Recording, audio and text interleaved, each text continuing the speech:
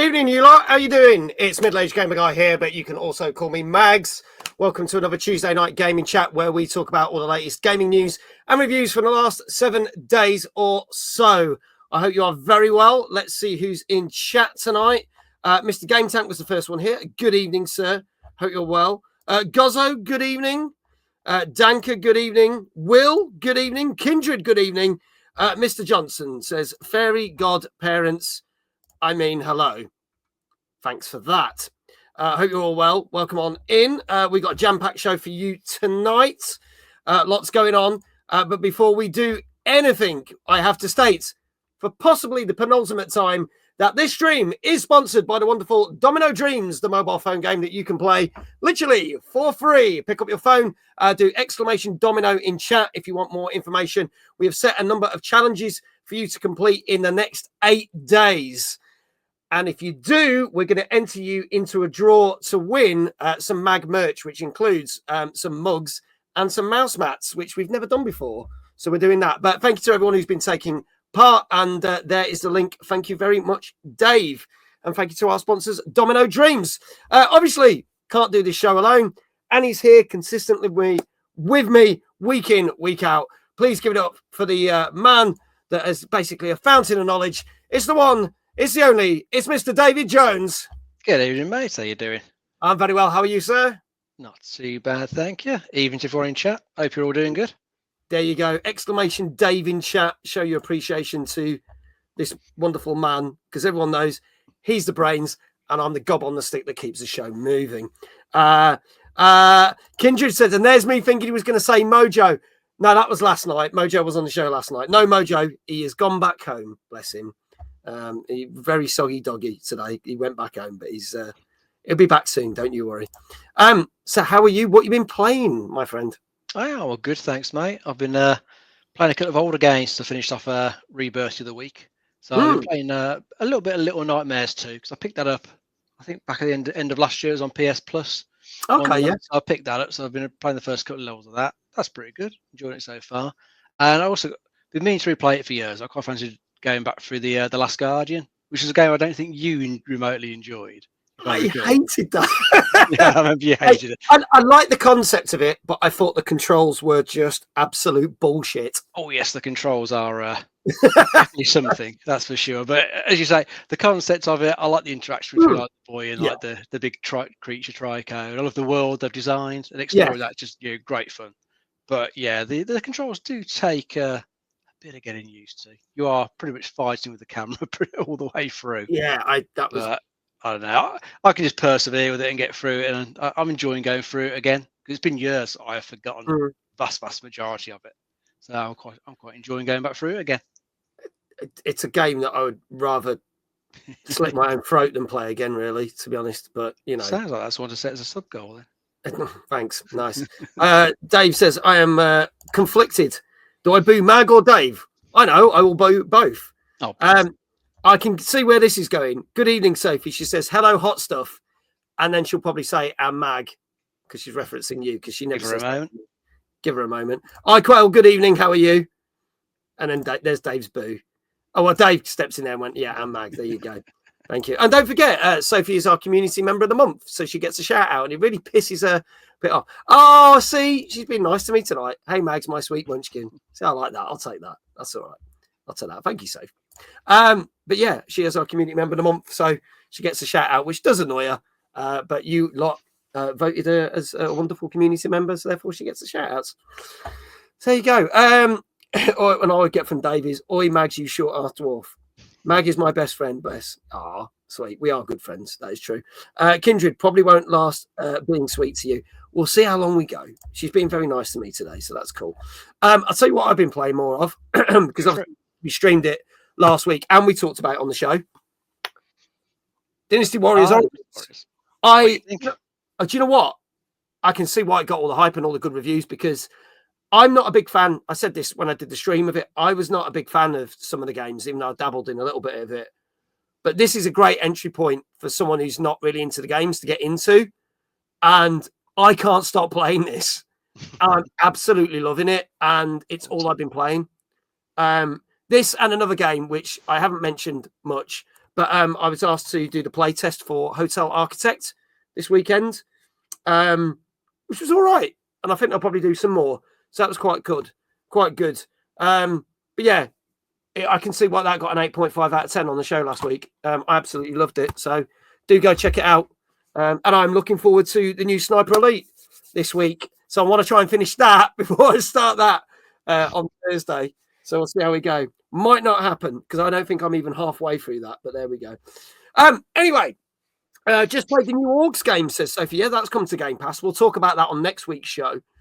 Gozzo says, I'm good.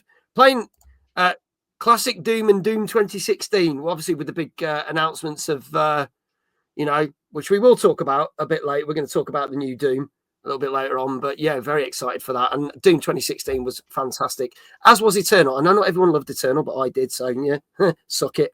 There you go, Dave.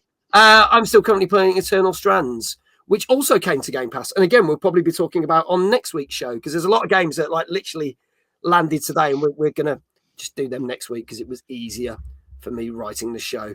Sophie says it was fun, the Orcs game. I might give that a go. The Orcs Must Die, but it's the latest one. So it's there you go. Anyway, moving on, because I said we wouldn't do this bit for too much long. We should bring in our guests. So we have two wonderful gentlemen who are from the amazing Debug magazine. You know, we talk about Debug magazine a lot on this show. And there's two things that we specifically want to talk about. One, literally at 1 o'clock this morning, the brand new issue went live. You can actually get your digital version of the magazine right now. And there is the link. Go check it out. But also, literally in about 3 weeks' time, give or take, we have got the second ever Debug Indie Game Awards taking place in Nottingham. And what better people to have on the show but the people that are organising that event. Please welcome Mr. Daniel Crocker and Nick Crocker. Hello, gentlemen. How are you? Hello. Good day. I'm good. Yes. Good evening. Good evening. Now, for those who don't know, I'm going to state that Daniel is the creative director and the man who owns Debug as a whole. And Nick is also not only known as the other Debug guy, but he's also the community manager. Gentlemen, welcome. See, Sophie was like, are they related? See, I think Sophie didn't know that you're actually related. Yeah. Yes, we are. Yes.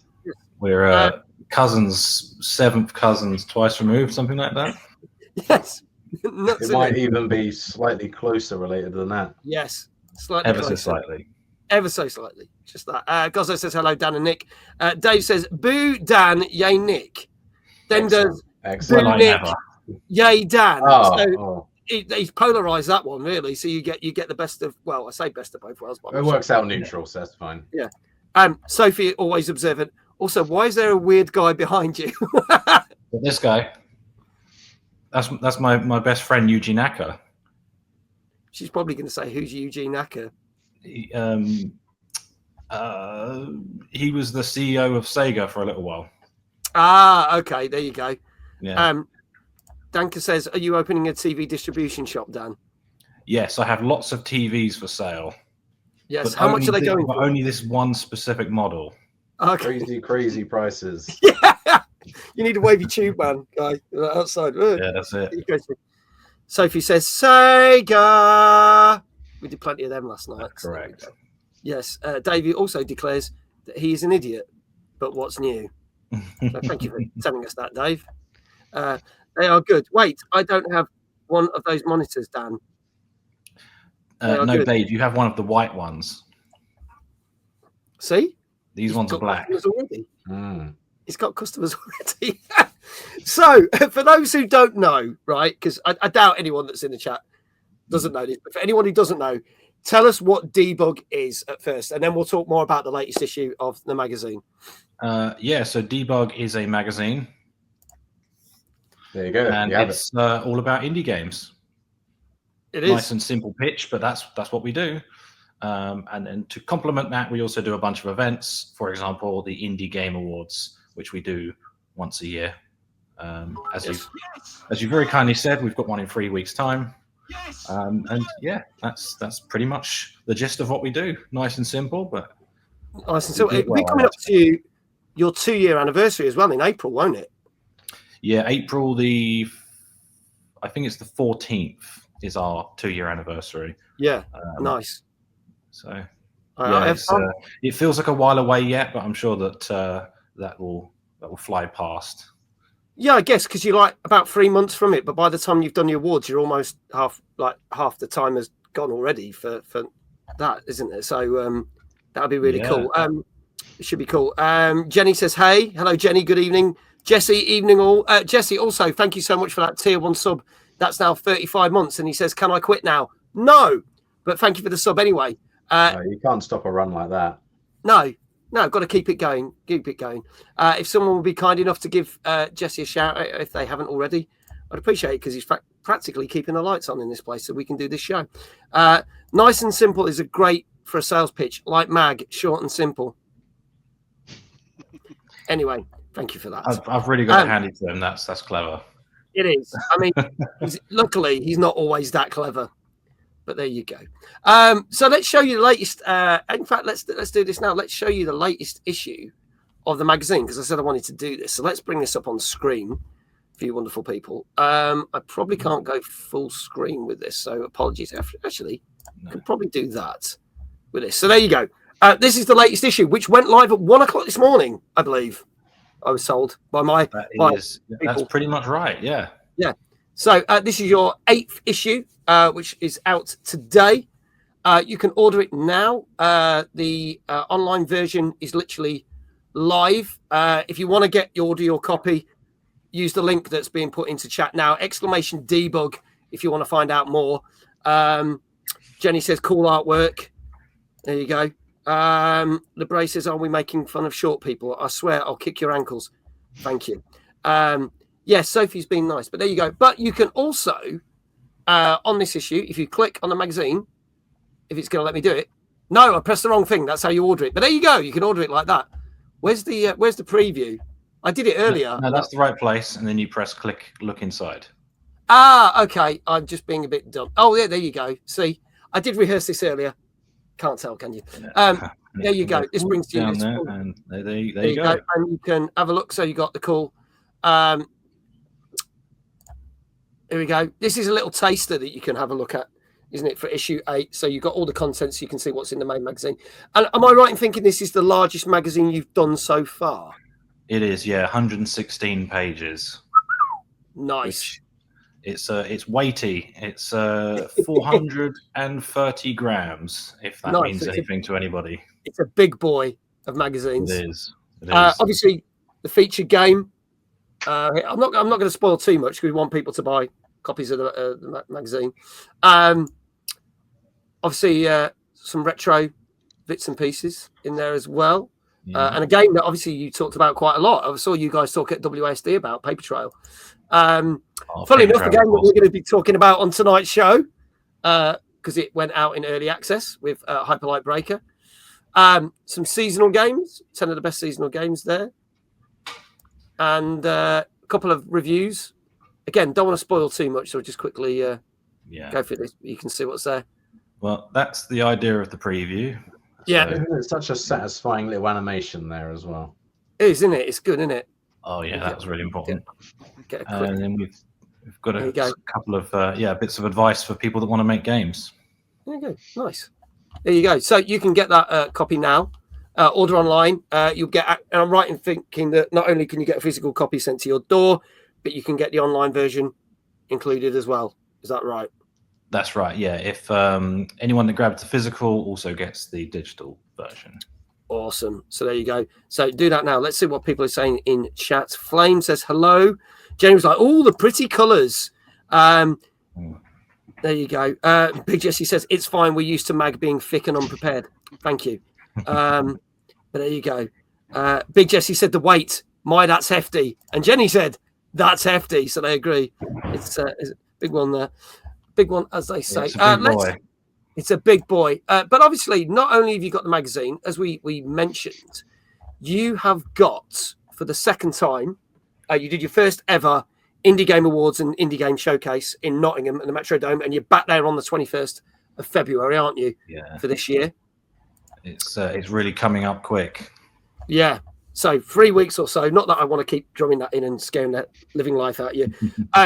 Now, obviously, we're not going to unveil anything new because we don't want to spoil anything for people, because I know Dan and Nick and the rest of the team that are working on the event are going to be drip feeding stuff over the course of the next couple of weeks. So all the games that are going to be showcased, all the talks that they've got, will all be announced over the next couple of weeks. Because I know like people like Gozzo and that are like, I want to know what's on. I want to know what's on. What's on?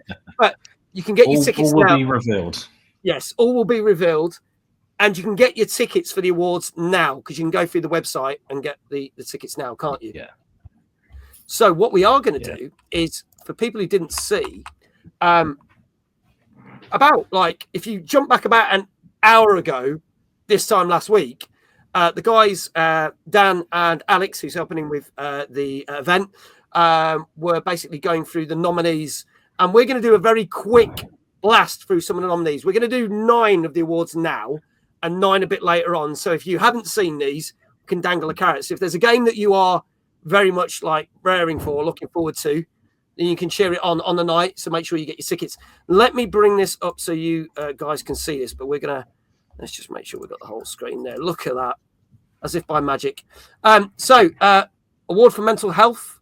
I'll be great tomorrow. Back then, Spirit City low price sessions, Spiral, The Hole, and The Bear, a story from the world of, is that Gara? Did I get that right? I think Gra.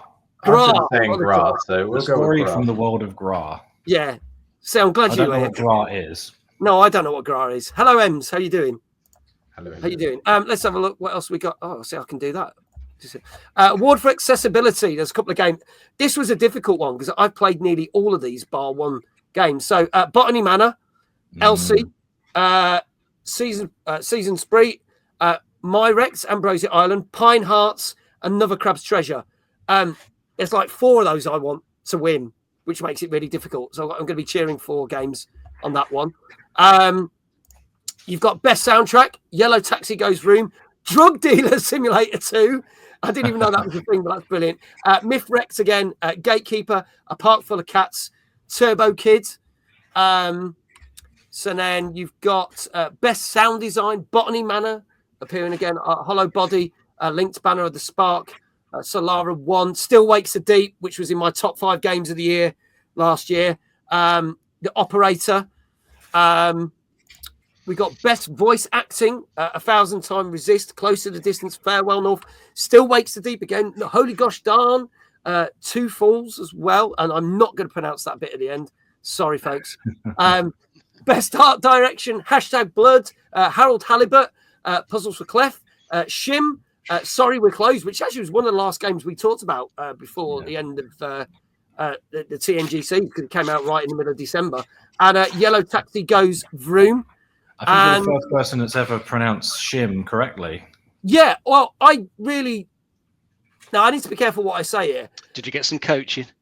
No, I've been looking out for this game because it was about 2 years last summer that it got announced, and I was very patiently waiting for it to come out, and then they very kindly sent me a copy of the game. So I wanted to make sure that I pronounced it because no one seemed to be able to pronounce it properly. So I made sure I did, and that's all I'll say about that, because I might get myself into trouble if I go into more depth of that story. Best gameplay, Arco, Buckshot Roulette, Drover, Forsaken Kin, Gory Cuddly Carnage, again, was in my top 5 of the year, Shady Night, and Shapes with a Z, or Z, depending where you come from, 2. And then we'll have to look at 2 more. Best Narrative, 1,000 Time Resist, Close to Distance, Copycat, which I saw Ed Trotz play. That looked phenomenal, Copycat. Farewell North, Mouthwashing, and again, 2 Falls. And the final one for now, because we'll show you some more. The VR one, and again, I'm not really up on my VR, but I know 2 because obviously we do stuff for Wired. So Airspace Defender, Arcade Paradise VR, Dig VR, On Point, Solara 1, and Walltown Wonders. I am a nerd, Sophie. So there's out of those 9 categories, I'm not going to ask you what's your favourites because I wouldn't do that to you guys. But I know you've played a fair few of them.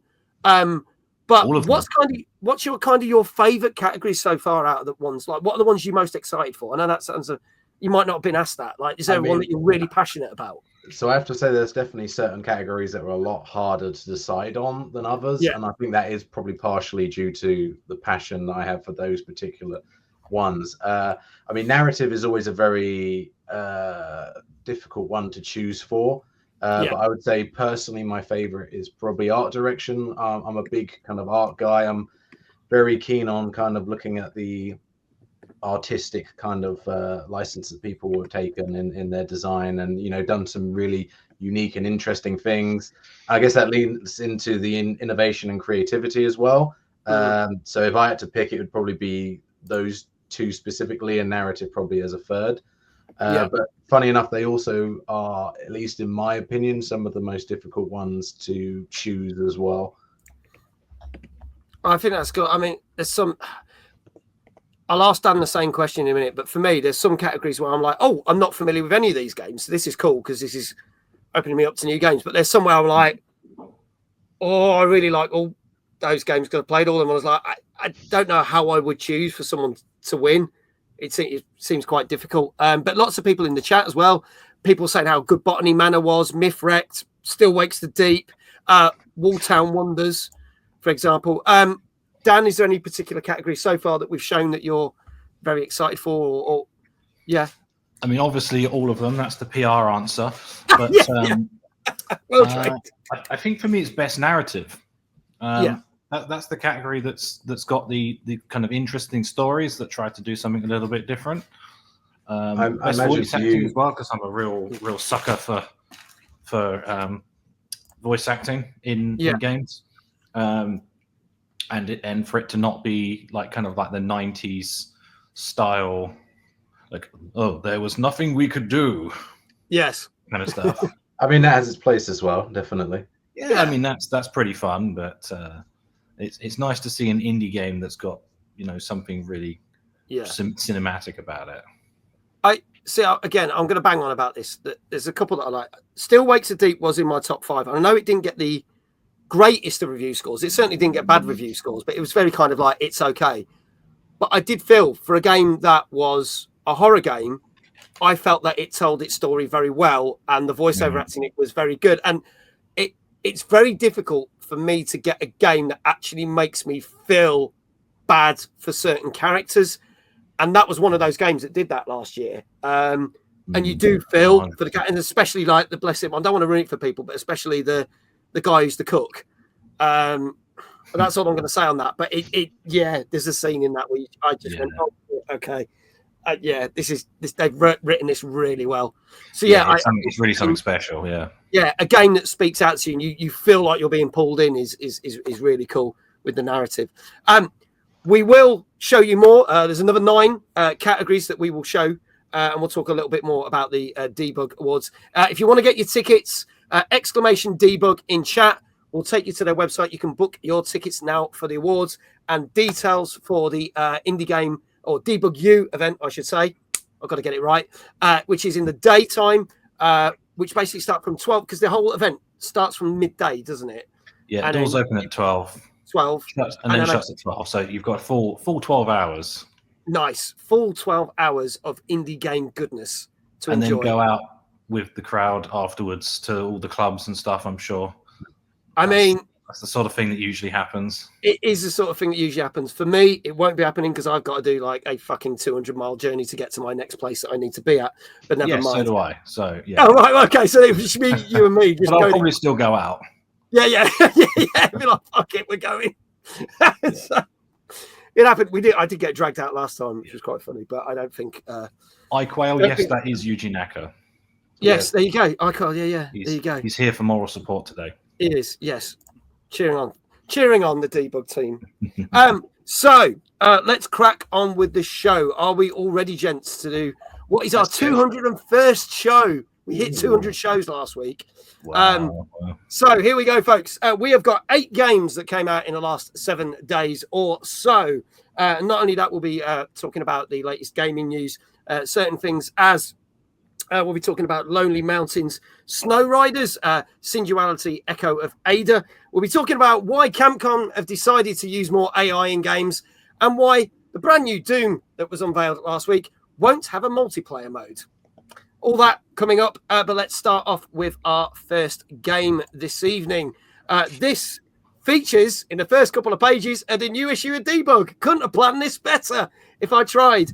This came out on early access on PC 2 Tuesdays ago on the 14th, and the most of the reviews only dropped last week, hence why it didn't feature in last week's show.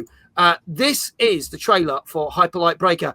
Take a look at this, and then we'll give you our thoughts right after this.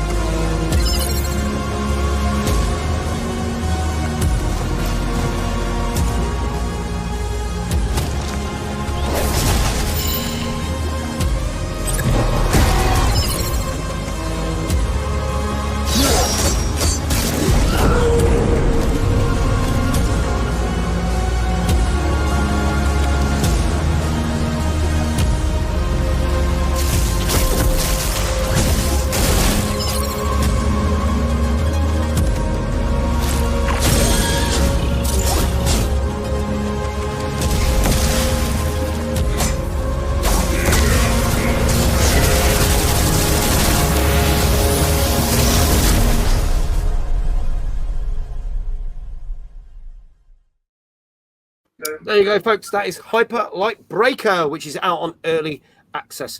Jesse says, this looks great. Jenny says, I would play this. Dave, tell us a little bit more about this, because this is technically not a sequel, but it's linked to another Hyperlight game, isn't it? Yeah, it was Hyperlight Drifter was the original one. That was more of a sort of action, sort of Zelda-like game with really, really nice pixel art. But then for the this sort of follow-up, they've gone for a more sort of standard sort of 3D look to it, and it's gone to like roguelike gameplay. It's an early access title, so definitely worth bearing in mind, because quite a few things I've read about it say it does need a lot of work. It's not quite there yet in pretty much all aspects. So I don't know, it's problematic, I think, with some of these early access things. They put them out to try and get feedback, but if it starts getting bad word of mouth early on, it's probably going to put people off. So I'm going to hope they can put it out of the bag for the 1.0 release, because the previous games have been good. Hyperlight Drifter, as we said, and I can't remember the title of their previous one to this, but they had another one out, another similar sort of 3D sort of action type of affair. That was meant to be good. But this one apparently needs more work. So I think probably want to wait for the 1.0. See if it's better then. There you go. Very colourful from what I saw, though. Jenny says, broom, broom. We heard someone going off. It's probably someone to go buy their tickets for the Debug Awards. Yes. So there you go. I'll start. Do you know what? I'll start with Nick on this one. Your thoughts on this? Is this something you would play? You would be into? It definitely does look like something that I would enjoy. I mean, as I say, artistically, it looks quite nice as well. I obviously do know a little bit about it. Obviously, proofreading it in the magazine. So I haven't obviously seen the potential downfalls that it might have that kind of are mentioned there, but I think it's quite common for most games now to kind of come out in an early access, and I think it's got a strong foundation, and I'm pretty confident that it will be able to smooth those issues out. So I think I'm quite excited about this one, to be fair. Okay. And Dan? Yeah, I'll be honest, I've not played it, this one. That's fair. Personally, is it something you would give a go, though? You like the look of? It looks right up my street. And as Jenny says, very, very, very colourful. That's what we like to see. Always looks good in print. There you go. Gilfly says, how you lot doing? Hey, Dan. Hiya, Nick. It's good to see you too. Hey. Getting on well. I hope you are as well. Yeah. So just to explain, and this is basically also so it doesn't get these guys in trouble. We don't review the games. So you're going to take these review scores with a pinch of salt. I scour the internet for a ton of reviews and turn it into an average score. Now, you may agree with it, you may not, but take it with a pinch of salt. And don't come at me if you start going, well, I think it deserved better. If you think it deserved better, that's great. That's what we want to hear. And go out and play the game. That's what we want. So some people have already started dropping scores in. You can have halves and whole numbers. So we want to know what Hyperlight Breaker got on average for its early access. Now, Danker's saying, well, given what Dave said and that and Nick said, maybe a 6 maybe. So it's good, but it's not great yet. Get your scores in chat now. You will get shout outs if you get it right. Dave John says, up Dunn Street. That street has about 326 monitors scattered around. See what I did there? I did. And the rest. Yes, and the rest. Hey, Will, good to see you. Flame says a 6.5, so a little bit higher. Along with Dave, 6.5. Jenny says an 8. Icon says, I was tempted to this, but it sounded a bit too early access, so I'm going for a 6. Gozzo's going for an 8 on this. I'll start with Dave. What say you? I'm going to go for a 6. Going for a 6. Nick, what do you reckon? I don't feel like I should say, because I may or may not actually know what this is currently being rated at. That's all right, because if you do get it right, then we just plug the awards more. Well, obviously it gets bonus points for being indie, so we'll say 7. Okay, going for a 7. Okay, Dan, what do you reckon? I deliberately choose something else. Just well, yeah, because you know what? Then if one of you gets it right, you're going to get. Who says what I said is true or correct? Yes. Yeah. I quite like 7.5. 7.5. Okay, all right.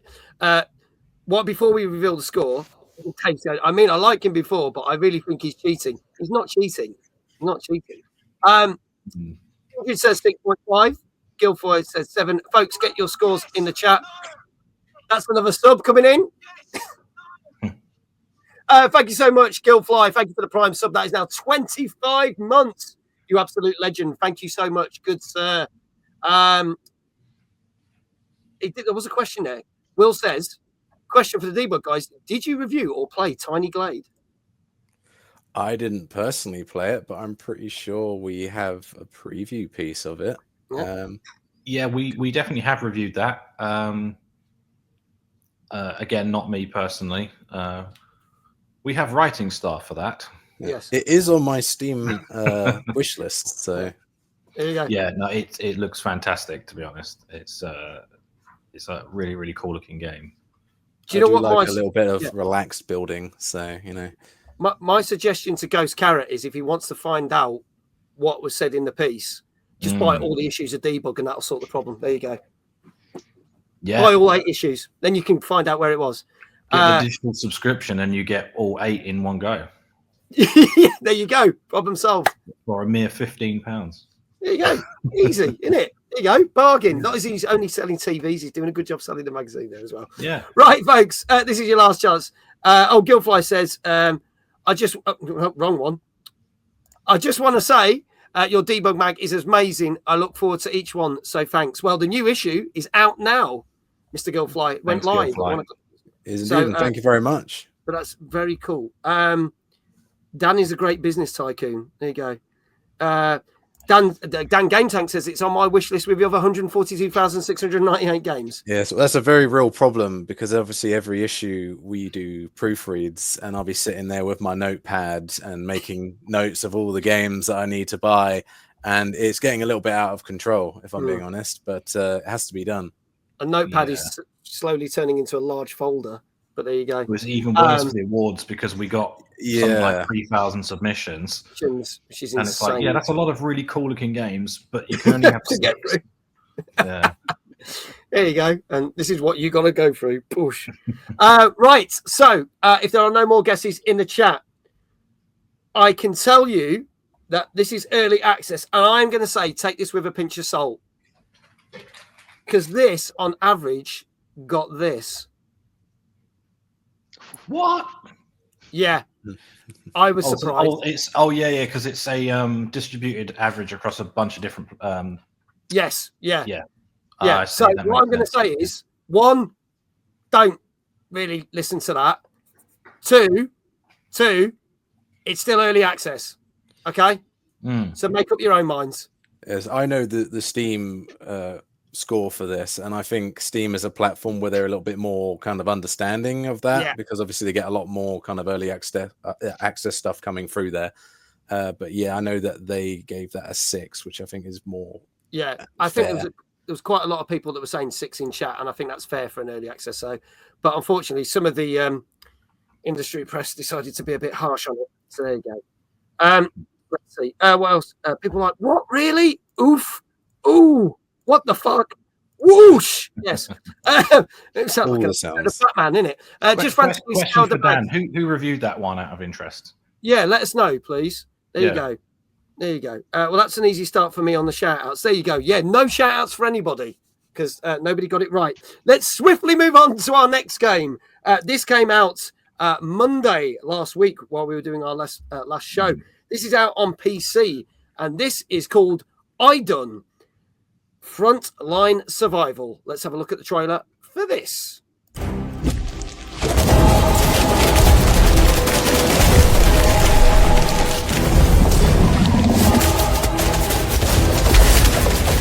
We lost contact with all remaining outposts on IDUN. Come in, Security Officer Ham. Do you read me? Huh? I wasn't asleep. I was, performing a system update. Ham, your task is to oversee the Eckley extraction. Is that really necessary? It could get pretty scary down there.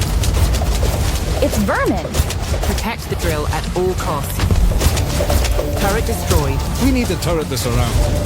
Can we please try to keep this channel dad joke free? Ouch. That was close. With these, you should be able to manufacture weaponry. I'm starting to plan the annual bonuses. Watch out, team. Problem just arrived. It seems like the more Eppley we extract, the more aggressive they get. Focus, team. An orb just dropped. It could help us. The Prime Executor has blessed us with a gift. Bombing run! I hope nothing bad happens to the mech. Let's print some soldiers. More enemies approaching. We can still do more. Come on! There's more coming. The tank is gone? This just turned into a tankless task. Let's destroy this infection from orbit.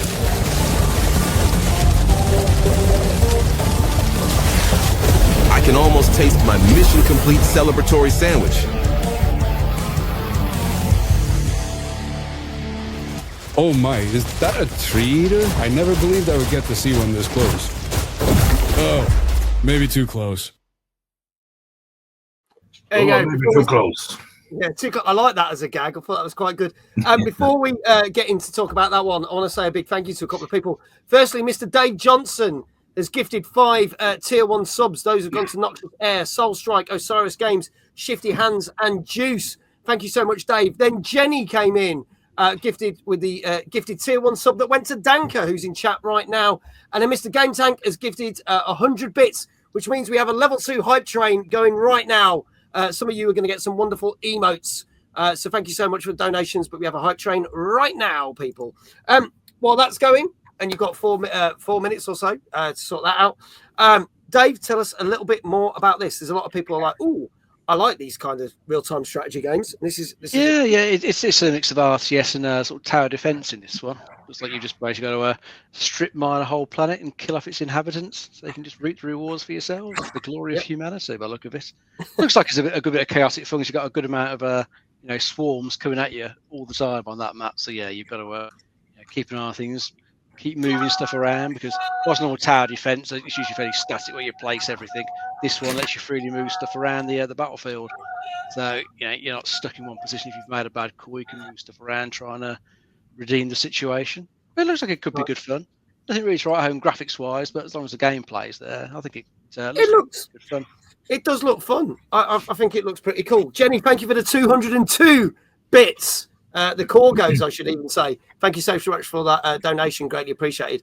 Can Dave not hear the screaming? He probably can, because obviously they donated bits. It has me screaming Dave in the background. So I would turn it off, but then that way I know that people have donated. So he's a professional. He just carries on. Keeps calm. You're just like white noise to me these days. Yeah, I know. Yeah, anything I say, them. I've been taught if you hear screaming, it's best just to ignore it. Yeah, just carry on. There you go. How did he keep a straight face? Because he's a pro, and I'm not. Right, so let's have a look. We got a couple of scores already. Danker said let's go a 6 again. Gozzo says a 6. iCraft said I've already forgotten this trailer. 6, so we're getting very average scores. I'll start with Dan this time. Your thoughts on the trailer of this one? Is it your type of game, bit of RTS? I think those that are saying 6 are probably right. but I'm massively biased, or the anti version of biased, because RTS is just not for me. Okay. For the most part, unless it's got demons in it and things like that, and then it's a little bit more interesting. Okay.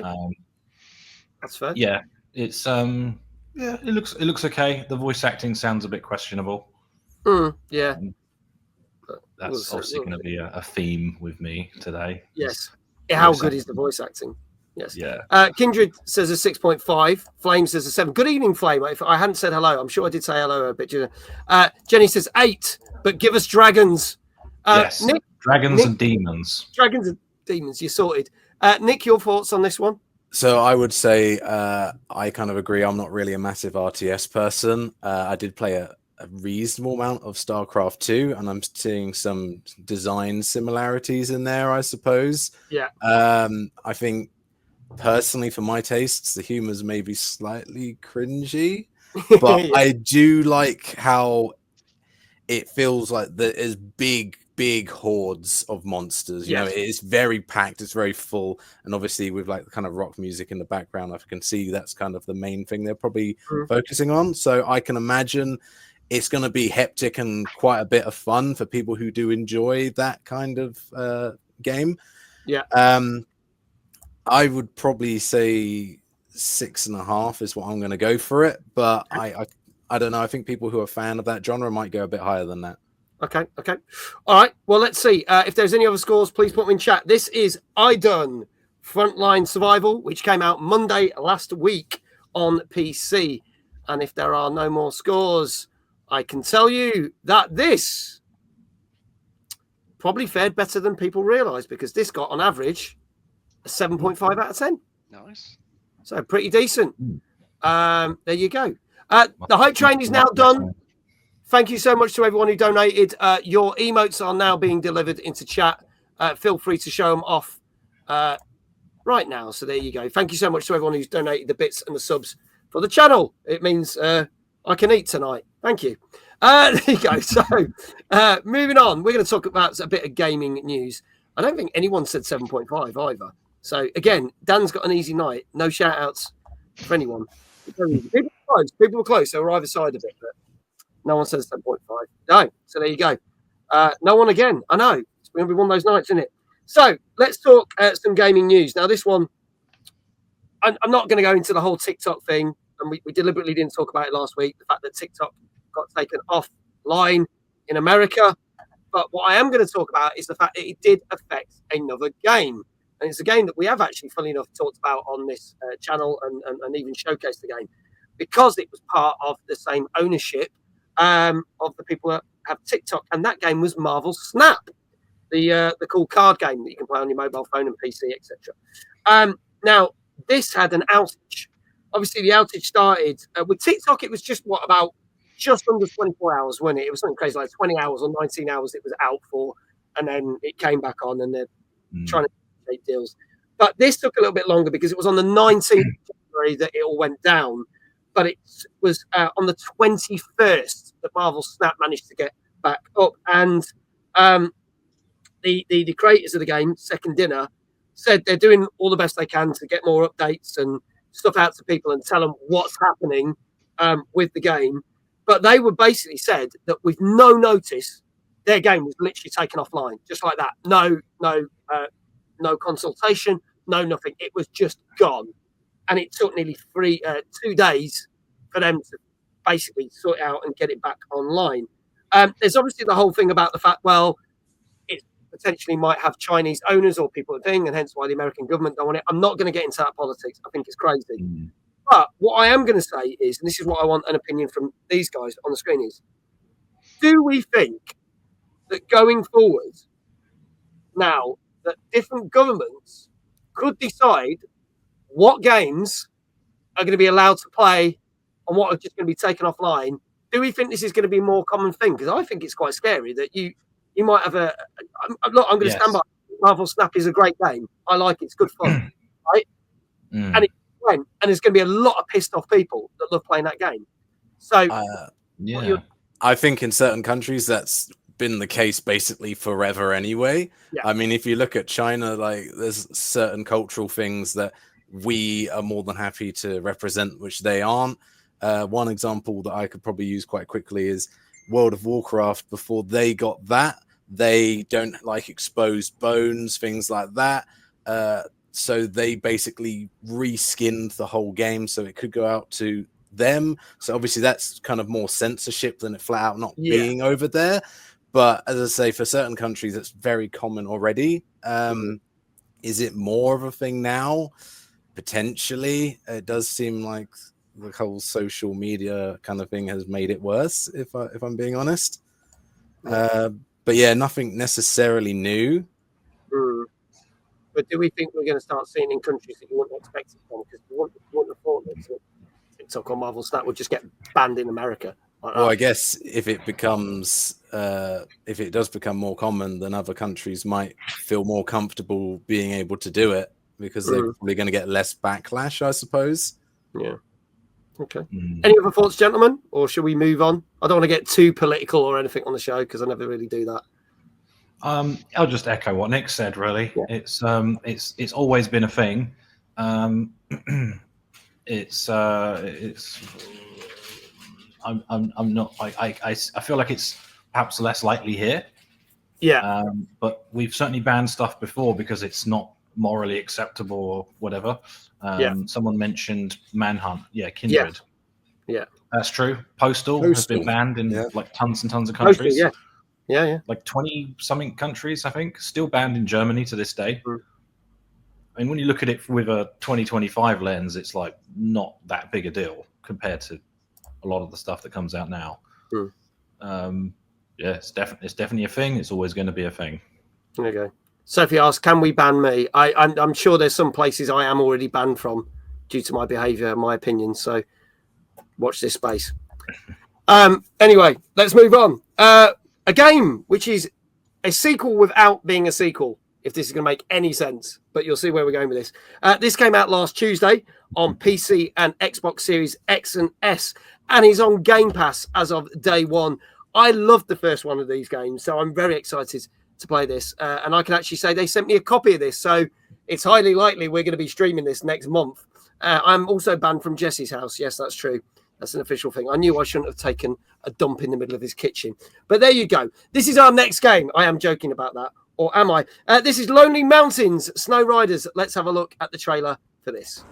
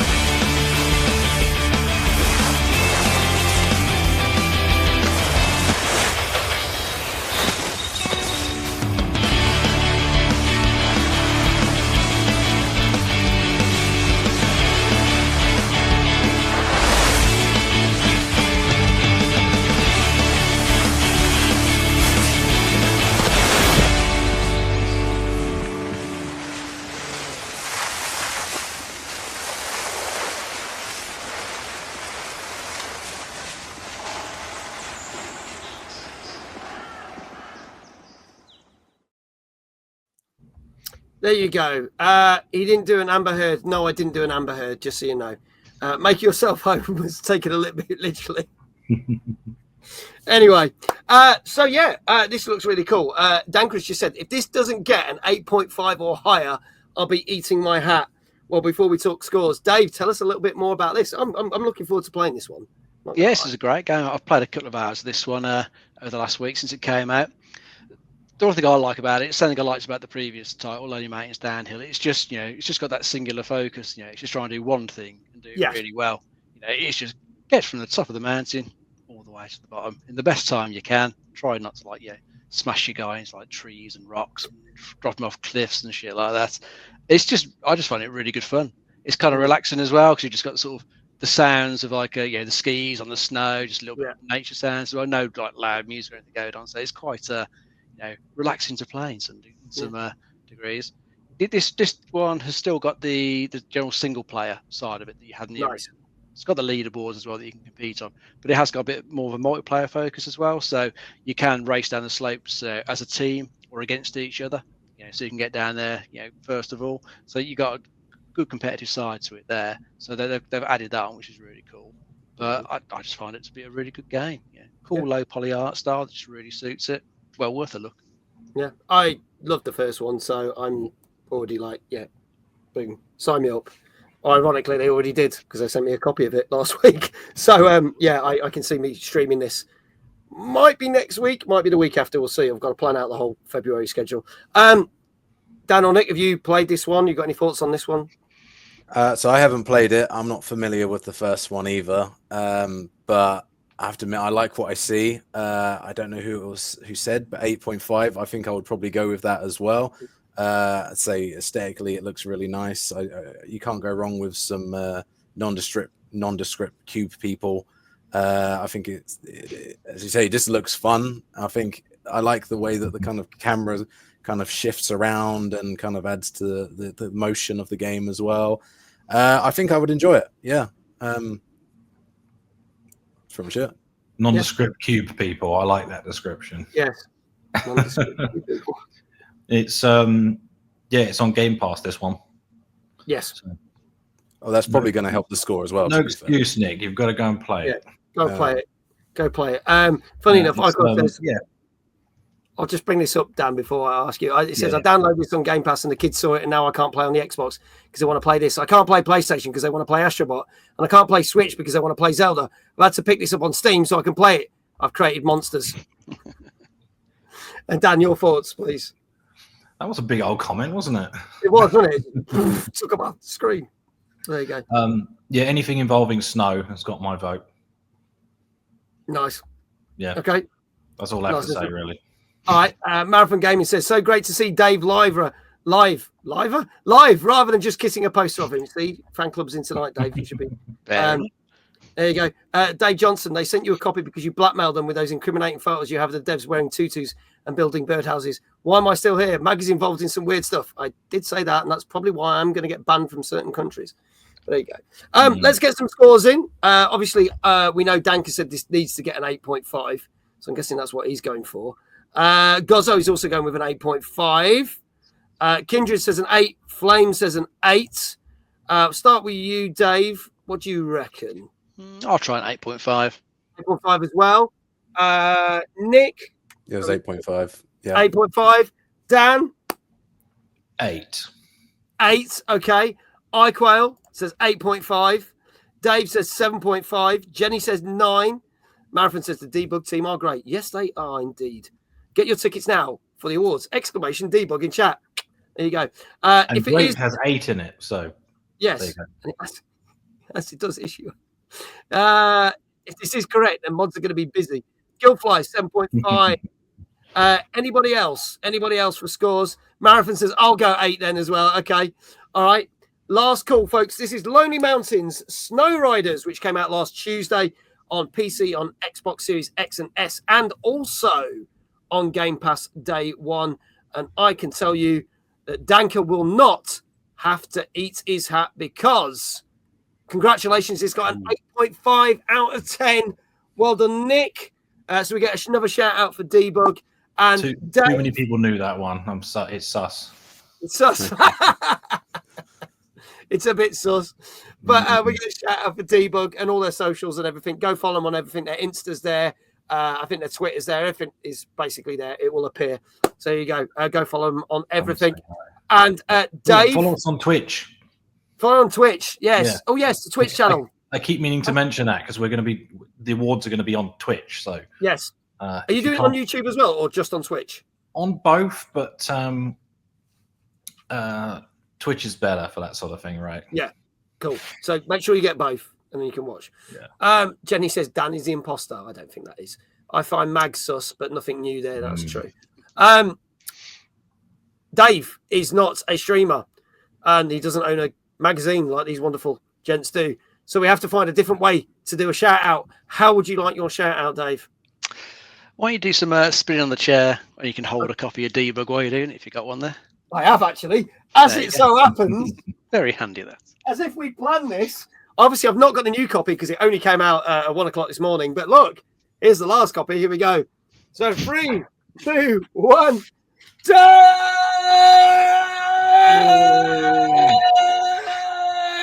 by Debug Magazine now. Very nice. That was a decent spin. Got It was, quite wasn't a few revelations on that.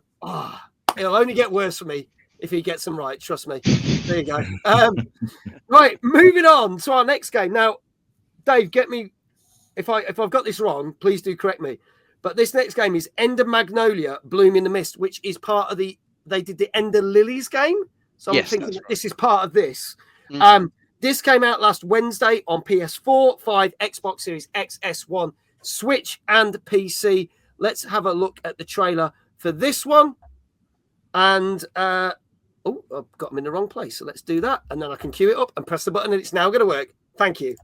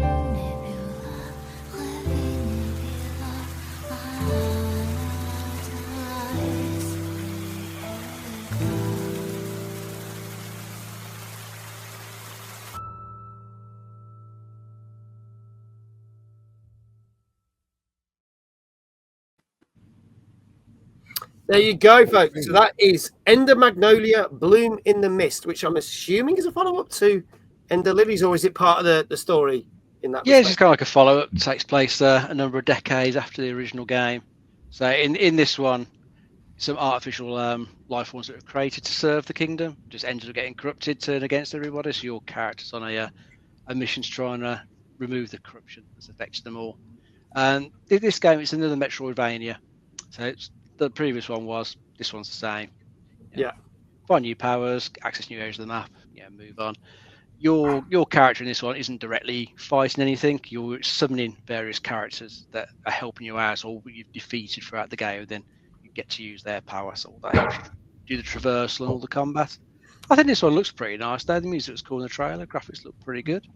So yeah, I think for any Metroidvania fan, probably worth a look. I think the previous one was meant to be pretty decent. Yeah, I think it got very good reviews. So I think it looked pretty good. Dan, I'll start with you. Your thoughts on this trailer for this one? Sorry, I missed. Cut out for a second. Who was he talking to me? Or? Yeah, Dan. Sorry. Yeah. Your thoughts on the trailer? Yeah, it's looking interesting. I really like Metroidvanias, and I like anime. It's clearly very. I was watching it, and I was sort of like analyzing like the trailer. I was like, oh, this is kind of going in an interesting direction. And right at the end, after like the reveal of the title and everything, it's just like he's in the upper stratum. Well, okay. Nick? Yeah. I don't know much about this game. Okay, that's fine. That's right. I don't know anything about it, so I'm just going to go based on obviously what I just seen. It does look pretty good. I do like Metroidvania style games. Obviously it's very heavily inspired by anime. I think anyone can tell that quite quickly. The power systems that they're using look quite interesting. Homunculi, stuff like that. I assume it's probably inspired by stuff like Full Metal Alchemist and things like that. I quite enjoyed that as a show. I like kind of the style they've chosen here. So I think I would enjoy it. I think because it is quite stylistic and it has got those certain themes, it probably won't be for everyone. Because I know some people see anime and they go, "Oh, I don't know." But I think this has probably been received quite well. Yeah, I think I'd enjoy it. Okay. Well, let's see what people are saying, because this is out on pretty much everything. You can get this, as I said, on PS4, 5, Xbox Series X, S1, Switch and PC. People are saying this is going to score quite highly. We've got Marathon Gaming saying 8.5, Jenny saying an 8.5, Goza 8.5, Flame 7.5. I'm sure I saw someone. I'm a bit burnt out on Metroidvanias. I'll not play one until Metroid Prime 4, if that comes out this year, which it's supposed to, but we'll see. I know they are popular, so maybe an 8. Kindred also agrees with iQuell, saying 8. I'm sure I saw another score, but I don't know where it's gone. Oh, there you go, Danka. Let's go 8.5 again. Deserves it in my eyes. Dave, what do you reckon this got? I'm going to try an 8. Going for an 8 on this one. I don't know what Dave just typed there. It's nonsensical, so we'll leave that for now. 87. Yeah, 8. I'm guessing 8.7, but that means 8. Thank you. 8. That'll do. Thank you, Dave. Dan, I'll start with you on this one. What do you reckon? Going visually, purely on visuals, it's very interesting art style. Looks good. Yeah, I think 8 seems appropriate. Okay. An 8 from Dan and from Nick. I think I'm going to go 8 as well. It was said there are a lot of Metroidvania games, and I think you have to do quite a lot to really stand out. I think this is a good one, but I think 8 is probably where it's probably been rated. Okay. All right. Well, let's see. Any more scores in the chat, let me know. Jenny says Hollow Knight is the best one. For me, she likes Hollow Knight. Metroidvanias, I understand their appeal, but I hate backtracking. Going back to the same off license for more beers is the only exception, which I think is perfectly acceptable. So, folks, this got a very well-deserved 8.5 out of 10, just like our last game on average, which is fantastic. So there you go. So congratulations. With a number of people in chat that got that right. Gozzo, Jenny, Marathon Gaming, and Danka. And do please go give these people a follow. They're getting shout-outs. They take their time to watch the show week in, week out with us. So please do give some love back to their channels. It is greatly appreciated. Sophie says, I lost it. Where'd she go? Mags, I'm falling asleep. Message you. Yes, we'll message you back. Thank you, Soph. Says, right, night, party peeps. Night, Soph. Night, Soph. Good night. See you later. See you soon. So there you go. That got an 8.5, which makes it a shared highest game of the night so far. Sophie also says, my message isn't English. It's fine. We knew what you meant. Don't worry. So there you go. Moving on, some more gaming news. Last week was the New York Gaming Awards. And for me, it was no surprise. It was for some people, but it was no surprise that Astrobot cleaned up at the New York Gaming Awards, winning Best Game of the Year, winning Best Music in a Game and Best Game for Kids. So totally winning 3 awards in total. And because it did so well, it meant that the or former president of Nintendo, now I know I'm not going to get his name right, it's Reggie Fils-Aimé or something like that, and I apologize if I butchered his name, basically said that Astrobot almost outdid Nintendo with how good that game was. Like he said, that game is so good, it could have been a Nintendo game. So he admitted he was jealous of how good that game was. Astrobot's been cleaning up on a lot of awards things, and it's funny when we did the coverage of the actual Game Awards. We did that live. I was really happy that it won, and it was very mixed reactions in the chat on that night. But then when I announced it as my Game of the Year for the year, because it was my Game of the Year, in my top 10 games of the year, everyone was like, "Yeah, it is really good." So I was like, "Wow, it's got really mixed things." So I know Dave enjoyed it, but it didn't feature his top 5. But have you guys played it? Do you think it deserves all the love that it's getting, or do you think, it's just another knockoff platform gamer? I think it deserves it. Yeah, I think it deserves all the love. Yeah. It looks. It's super cool. It's one that we kind of debated about. Like, is this kind of like is this indie or not? Like, obviously not. But it's got those sort of. It's got indie vibes, but it's not obviously on a technical level. I think it's great. Yeah, deserves everything. Yeah, and I think the general character design is very good as well. It's got that kind of like AAA kind of mascot kind of character kind of thing going on. Could be Sony's new mascot. Easily. Yeah. Sony hasn't had a mascot for a while, so maybe that's what they're. Yeah, and I don't know what it's about mascots. It definitely work better if they're kind of like smaller characters and slightly plumped. Yeah. There you go. I qualify for one of those two things, small. So maybe I could be a mascot for something. Who knows? We shall see. Look, I knew that, haven't you? Mean like our Tiny Mag is our channel mascot? There you go. I thought Mojo, my dog, was the mascot, but apparently not. Mojo owns a channel, and I work for the dog. So there you go. But yeah, congratulations to all the team who created Astrobot. It was definitely one of my goals. And I know they're bringing out even more free DLC levels, which I think is fantastic. All the DLC levels have been free so far. There's been 6 lots, and there's more to come. So anything that gives free stuff gets a good tick in my book. So I can't wait to play more Astrobot through 2025. Let's move. I also want to talk about another news story as well. And this one is a bit more controversial.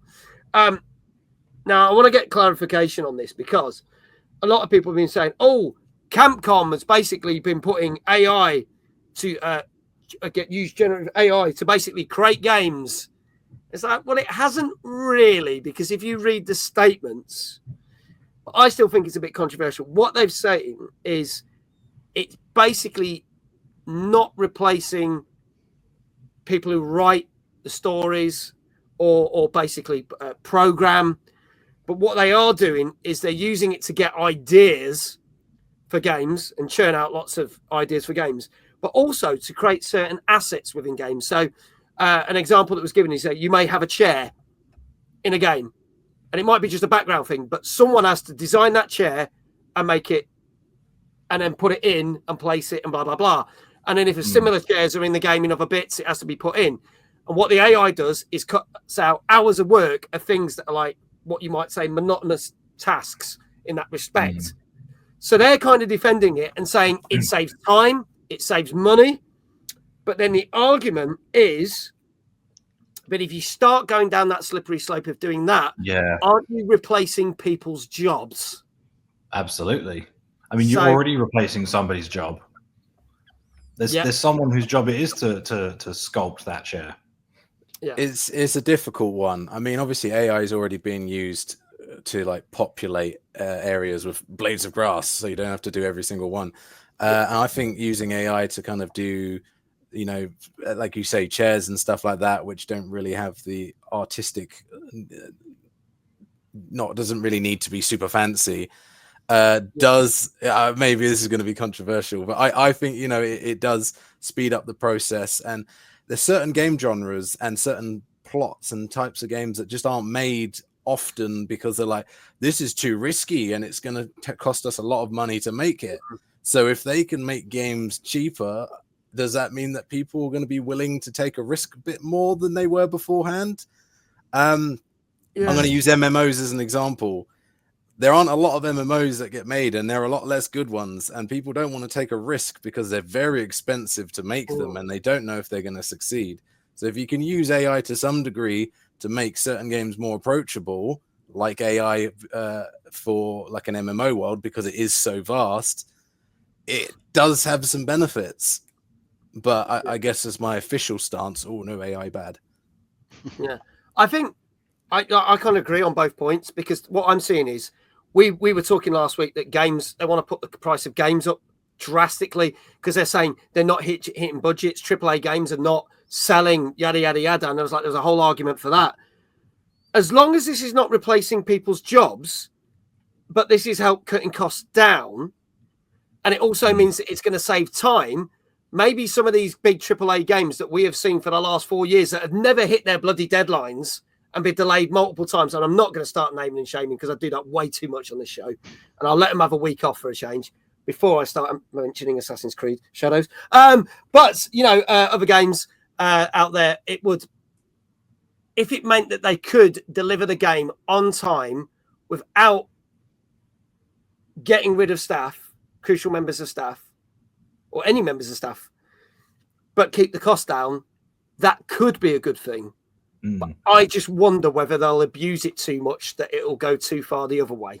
I think Big Jess kind of summed it up the best way, as long as it's being used for productivity rather than creativity. Yeah. Like if they're using it to get initial ideas, that's a little bit worrying because a lot of AI stuff they spit out is very similar. So are they going to get that creative ideas from it? Probably not. It's going to have its place at the end of the day. Sorry, Dave. I was going to say, it's going to have its place at the end of the day because it's not going to go away. It's out there. People are going to use it. You can't just put it back in the box and forget about it. It's just going to be a case of, I think, certain sectors are going to have to make sure that the right rules are in place to, control what it can be used for. But it's definitely going to have some uses, probably like say prototyping something, getting something together really quickly so you can play around with your idea, see if it's actually viable. Because we've seen too many times where some games are just taking so long to come out that they've missed the boat of what they were trying to do. The industry's moved on. It's taken so long to do. If they could have prototyped it quicker, then they might have been able to get the idea out a lot faster. Might be able to make it better so it didn't fall its ass and get cancelled in a couple of weeks like good old Concord did.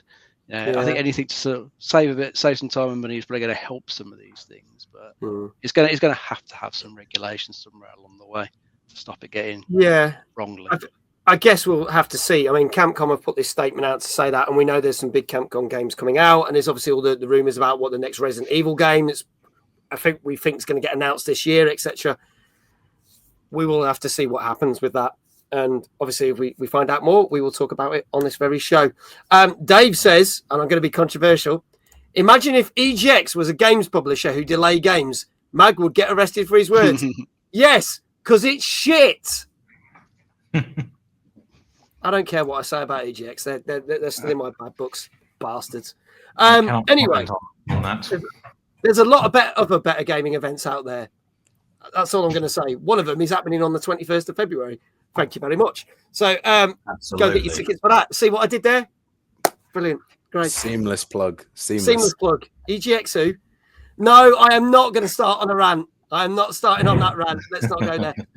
Jenny wasn't here when you said who the cardboard cutout was. Dan, so this is Yuji Naka. He was the sort of Japanese CEO of Sega for a while. He's now in prison for insider trading. Something to do with Square Enix. Yeah. He's a naughty boy, which is why he's a cowboy. Yeah. We talked about that. He basically did insider trading, had the knowledge, and basically profited from a lot of money of it until he got arrested. So there you go. But hence the count, as Dan says. In Japan they really they punish their big CEOs that do naughty things. And that's an unusual concept here in the West. But Shane's like, "Ooh, my kind of guy." Nice. Brilliant. See, look, Will's going to back up my thing. Will was another person that is still owed merch from nearly 18 months ago from EGX. Just saying, but he is one of hundreds that they still haven't done that. So fuck you, EGX. Anyway, there you go. Moving on. Please note that our guests' opinions are completely different to ours, so that they can still attend the event, but I don't give two fucks about it. There you go. So don't drop them in trouble. There you go. Punishing the rich for doing dodgy and illegal shit. What a novel idea. He was locked up for making Balan Wonderworld. The insider trading is just a cover. That was a terrible game, I have to say. There you go. Don't you start, Jesse. Don't you start. Behave. Anyway, let's move on to some more games. We've got 4 more games to talk about and some more gaming news. And we're going to be looking at some more nominations for the upcoming Debug Awards. Let's crack on with this one. Now, ironically, this next game we talked about a couple of months ago as a news story. And we basically said to chat, hey, does anyone remember Star Wars Episode 1 Jedi Power Battles? Because they're going to be bringing it out to consoles because it was a mobile game. And everyone went in chat, no, I've never heard of it. Well, it's come out. It came out last Thursday on PS4, 5, Xbox Series X, S1, Switch, and PC. And here is said mobile game from all those years ago. It's Star Wars Episode 1 Jedi Power Battles. Let's have a look at the trailer.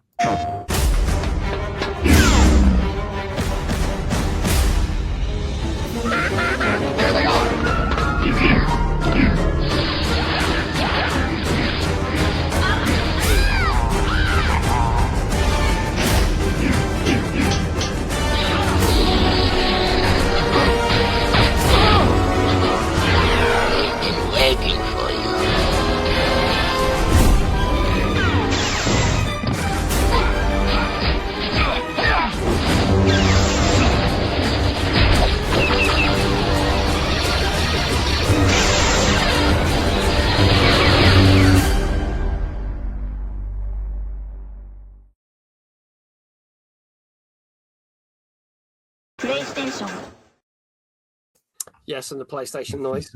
And don't worry, folks, for those who saw the show last week where we were in giggles and fits and laughter about the new Bandai Namco thing that appeared twice, that will be coming on the show a little bit later on because we love that new Bandai Namco little, what do you call it, thing? Can't think of the word. What do you call those things? Jingle. We'll call it that, just like the Sony one. Anyway, so Dave, yes. This is a thing we talked about months ago, and literally no one remembers this game, but now it's a thing and it's out. So tell us what it is. I think there's quite a few different games based on like Star Wars Episode 1, probably around the same time. This one probably not remembered that well. But this was originally out in 2000 on the PlayStation and Dreamcast. And it did have a Game Boy Advance version, I think, a year or so later. But yeah, no, they're just dragging it out, giving it a slight resolution boost just to make it look a little bit better on modern consoles. But it does look like a very dated Star Wars game. I was watching some videos of it earlier, and also the animations and the controls of it just didn't look very good. Doesn't really look like they've done a huge amount to it, apart from like add a few more playable characters, say boost the resolutions up. It doesn't really look like they've done much to make the gameplay itself be better than it was way back when. So I think it's just the same flawed games it was before. Pick a Jedi or Jar Jar Binks if you want and just play through some of the events of Star Wars Episode 1. I don't know, I think you've really got to like your retro stuff to want to bother with this one. It doesn't look particularly good to me. It looks like a mobile game to me, I'm not going to lie. Today's standards, yeah. Well, your phone could do way better than this graphics-wise. I didn't even realise this was on Dreamcast and PS1, so that shows you how much I know.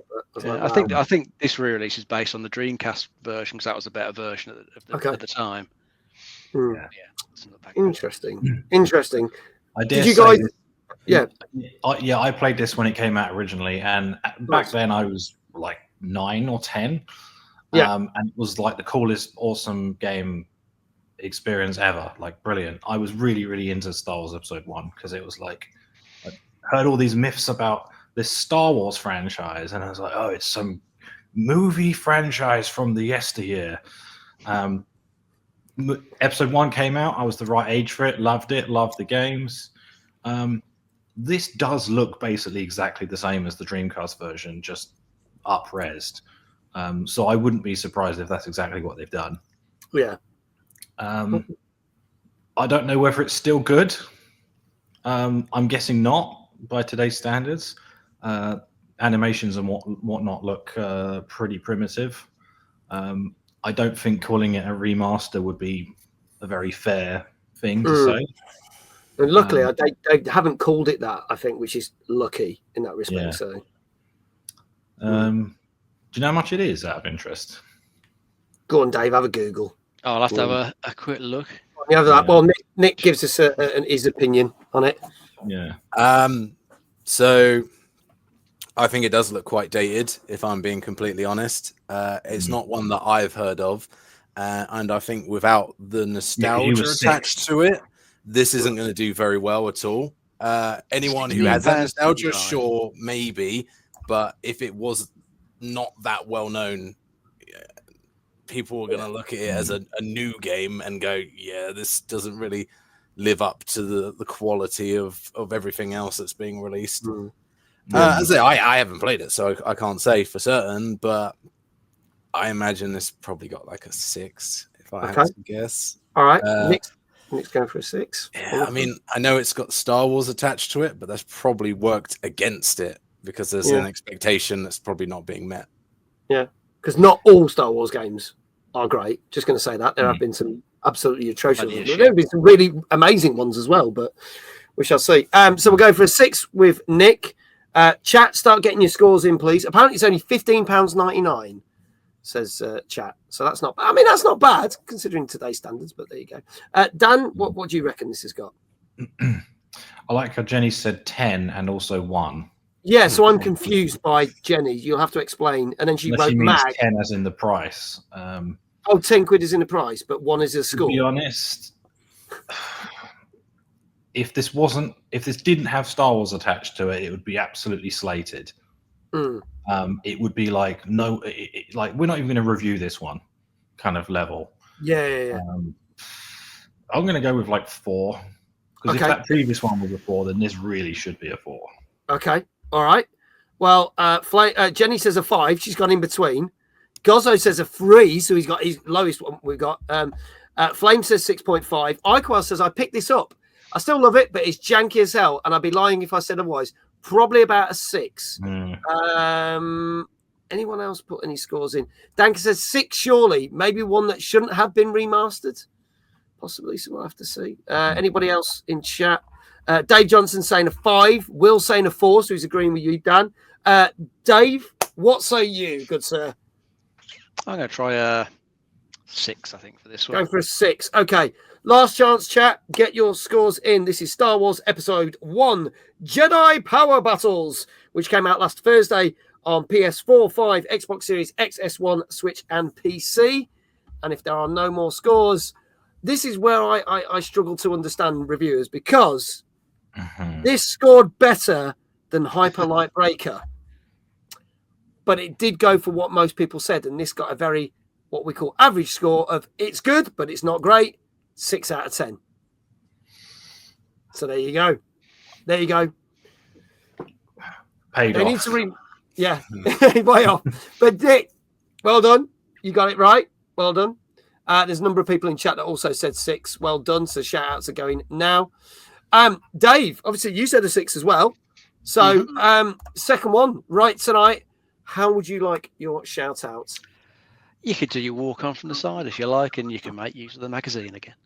Make use of the magazine. I was about to ask, do you want the real me or the fake me? But if we're going to do the magazine, it has to be me because I can't hold the fake me up. We'll go with you then. If the guys don't know who fake me is, this was a present I was given to at Timeless. It's a digital version of me. We do a thing where he walks on from the screen, but we won't do that tonight. We'll do this. Are you ready, Dave? Go for it, mate. Dave! Very nice. There you go. Get the latest issue of Debug out now! Exclamation Debug in chat. And get your tickets for the awards on the 21st of February. Thank you very much. Nice. Thank you, well done, Meg. everyone. Got it well in chat as well. Well done. Now, moving from an old game to a fairly new game. In fact, a game that wasn't quite in Dave's, if I got this right, wasn't in your top 5 games of the year, but it was certainly in your top 10. And you did enjoy it. And it's finally got its PC release. We are going to be talking about a game that came out on Thursday, and that is Final Fantasy Rebirth. Well, 7 Rebirth. If you've played it on PlayStation 5, it is now landed on PC. Let's have a look at the trailer for this. We are to bear witness to the reunion of worlds, for the future is bright. A man who many people, myself included, once called a hero, Sephiroth. He's insane, and he's after something so powerful, he could destroy the planet unless we stop him.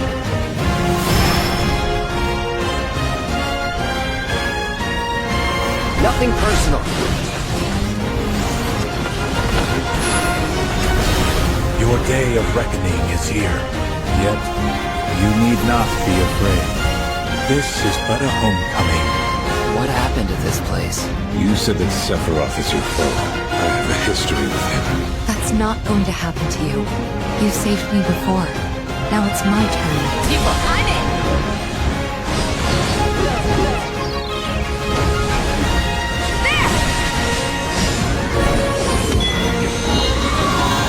All I want is one thing. To keep the others safe. It's upon us. The reunion. When worlds merge. Sephiroth! Whatever happens, I'm here for you.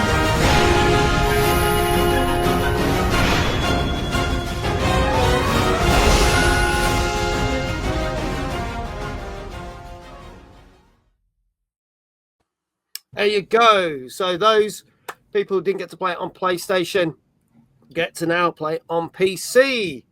That's featured in Dave's top 10 games of 2024. So for those who don't know what it is, Dave, please do tell us about Final Fantasy VII Rebirth. Yeah, this is the second part of the remake trilogy that they're doing for Final Fantasy VII.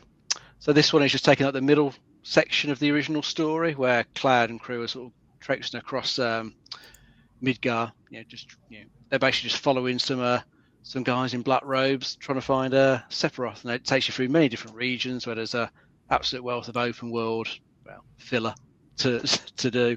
Lots and lots of mini games, some good, some bad.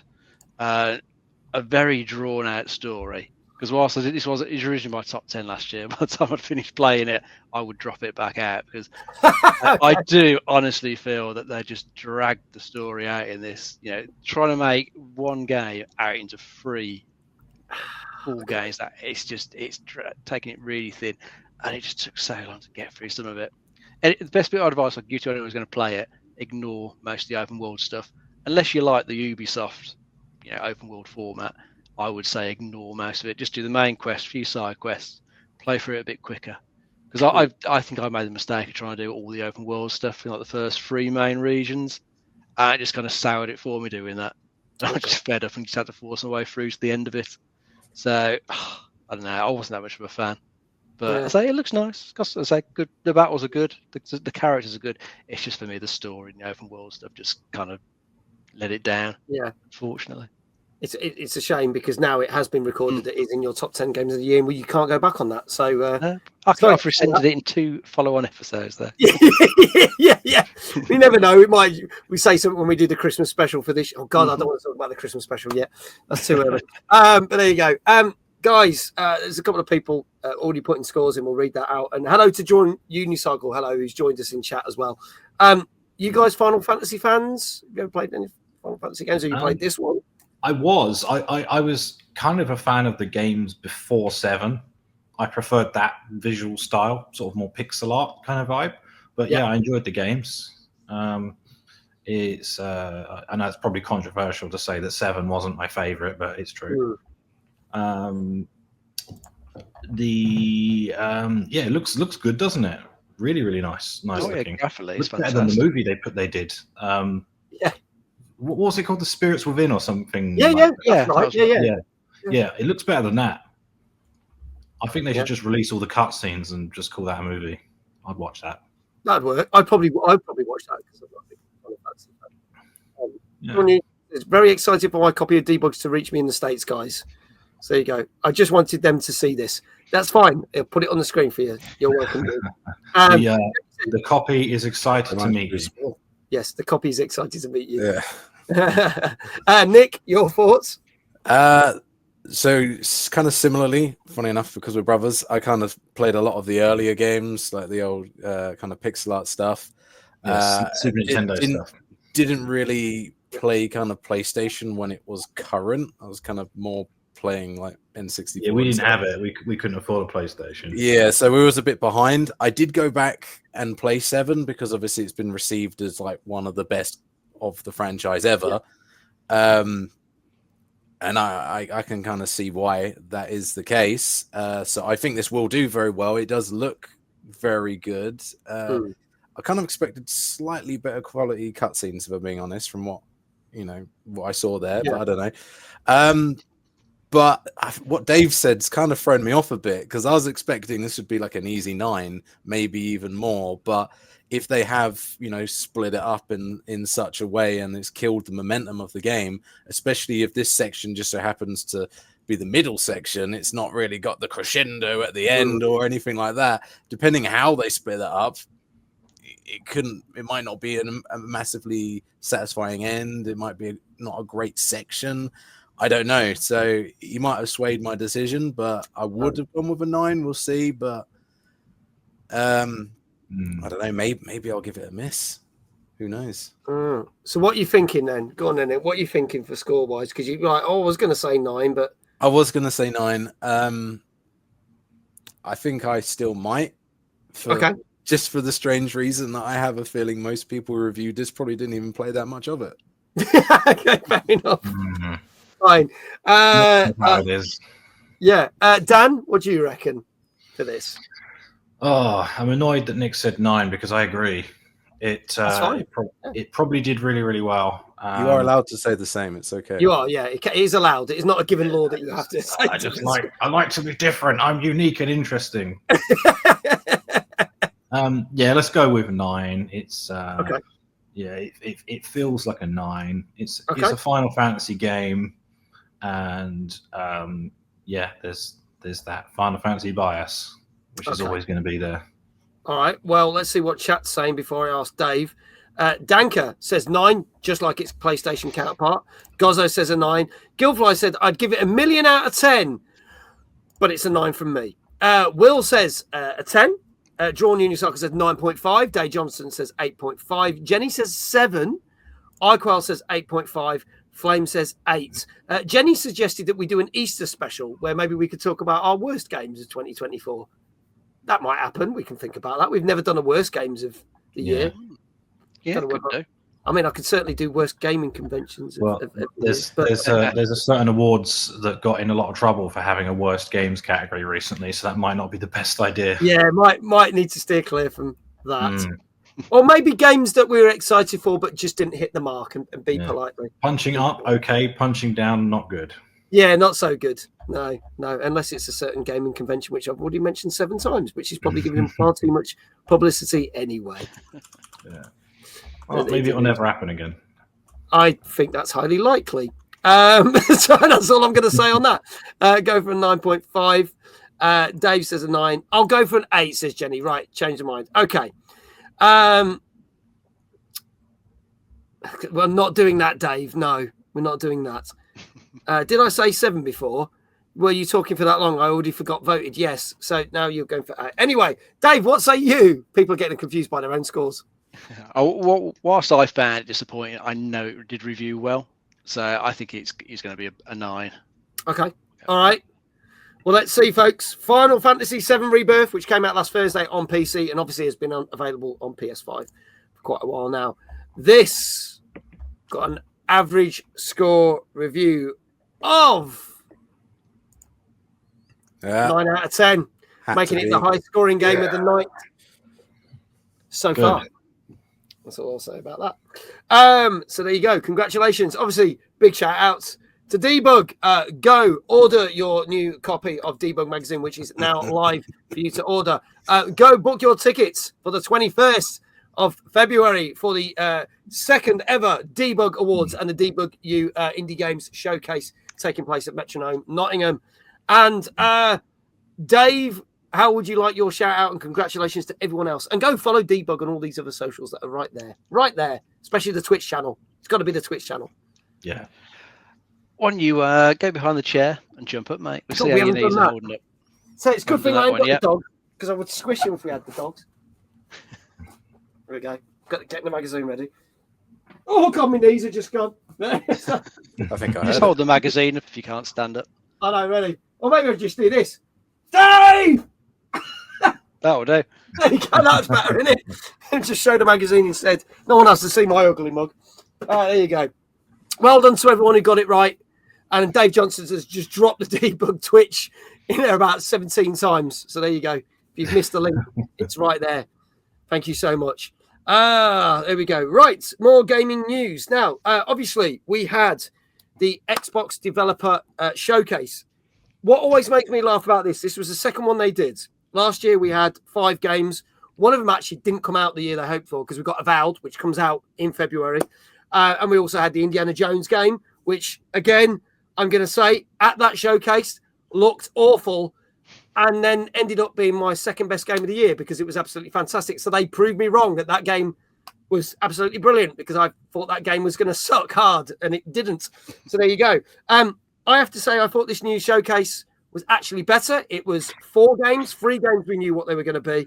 And 1 was a hidden game. That hidden game was Ninja Gaiden 4, which is due out in the autumn. Plus, they shadow dropped like a touched-up version of Ninja Gaiden 2 onto Game Pass on the same day.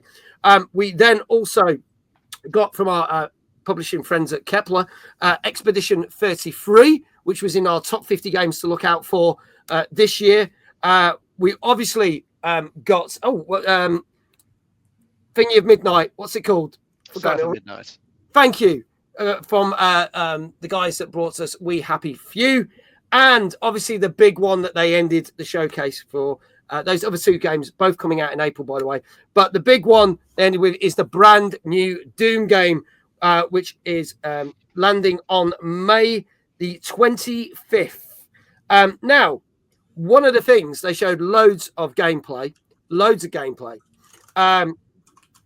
was people started to question why there was no multiplayer mode. Because obviously Doom was built, the original Doom games were built on a foundation of multiplayer, linking up your PCs and your LANs and playing it. And then even with the 2016 reboot and 2020 Doom Eternal, there were multiplayer modes. But they have stipulated there is no multiplayer mode whatsoever. And they've kind of said that this is one of the biggest and largest and most expansive Doom games there ever is. It's almost like an open world game, not in a sort of Ubisoft, which will drive Dave mad, Ubisoft way where you go to the icons, but the fact that you can travel to large distances and places while fighting off hordes to get to the mission that you need to get to. And they've said the reason they have not done a multiplayer is so that they can add really cool features like the dragon sequences where you can fly around the world on a dragon and the giant mechs that you can go around. They said if we did a multiplayer, we wouldn't have been able to fit that in the game. So it's almost like a trade-off saying, well, we're not getting multiplayer, but you get to ride dragons and ride around in giant mechs. And I'll be honest, I couldn't be bothered with the multiplayer modes in the last 2 Doom games. I didn't even bother with them.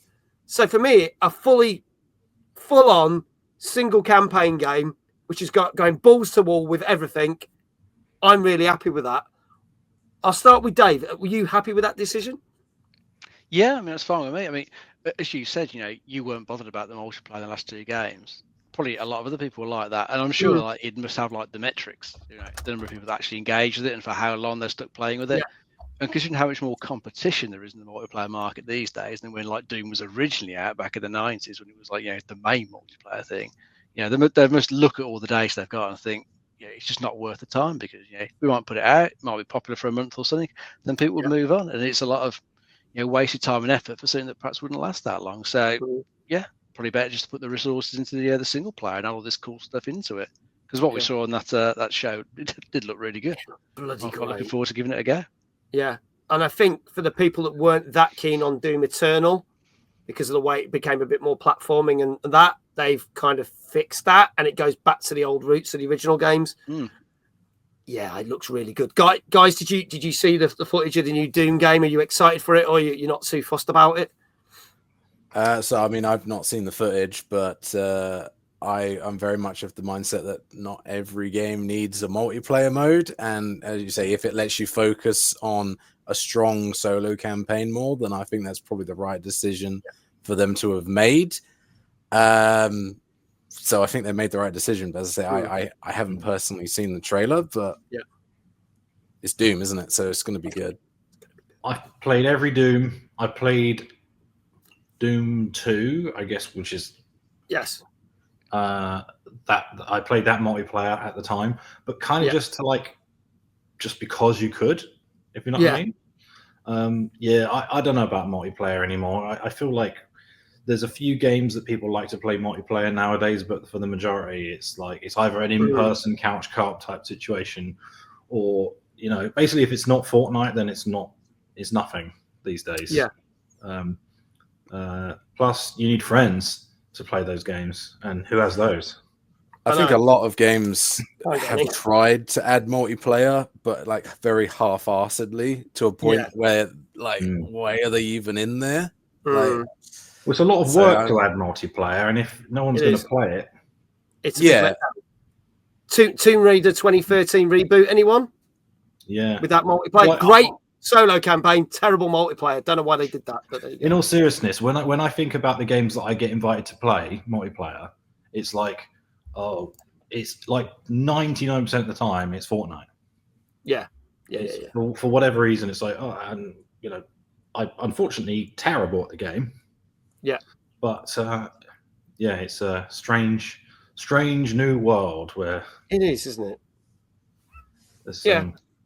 I think there's another thing as well, which we talked about last week, is there's a lot of online multiplayer games that are coming out and then failing or not lasting, and a lot of projects are getting cancelled. And I think if you're up against things like now, like Fortnite and Overwatch, and obviously Marvel Rivals, which has been a massive success, and that only came out in December, you kind of go, we're going to be technically trying to go up against that, and it's taking our focus away from this main thing. So I think it's a smart move. But I can't wait. We get it in May. That and all the other games that were showcased all coming day one on Game Pass, which is fantastic, because that's probably going to save me about 160 quid right there. So I'm very, very happy, because I'll be honest, I was really happy to see all four of those games, and I will no doubt stream all four of those. Can't wait for that. And Doom was in our number 2. It was personally my number 1 of the top 50 games, but in the list, it was number 2 in our top 50 games to look out for, because neither Dave or me agreed with the number 1, because we just thought that was just wrong. But there you go. If you haven't seen that, watch that. It's on Catch Up now. You can see our top 50 games that you should look out for. Press the red button. Do it. Check it out. And obviously, South of Midnight and Claire Excura Expedition 33 were also in that top 50 list. So there you go. Let's move on to our next game. Another game, actually, that was in that top 50 list, which came out last Thursday on PS5, Xbox Series X and S, and PC, based on the anime, as we found out the other week when we were talking about it. This is Syundality, Echo of Ada. Let's have a look at the trailer for this one.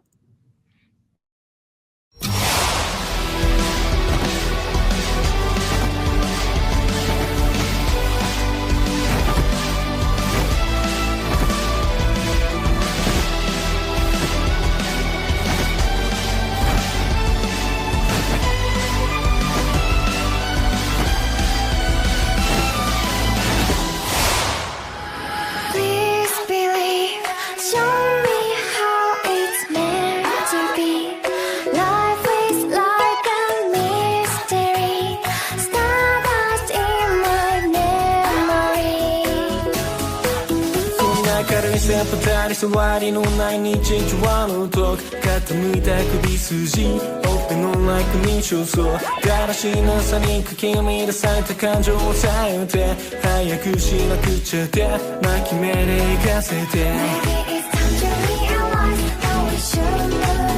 最初は見ついたから今ここで始めよう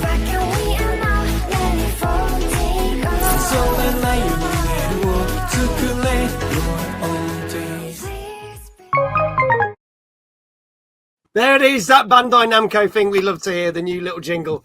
We were in stitches last week. We've been looking forward to it all night. I know, I'm looking forward to it. Just to put it in concept, we had a really serious game last week, and it was like really like dark and like brooding. And it goes at the end of the trailer, and Ashens and Dave and me just burst out laughing because it was just like the tone of that was so wrong to put in that trailer.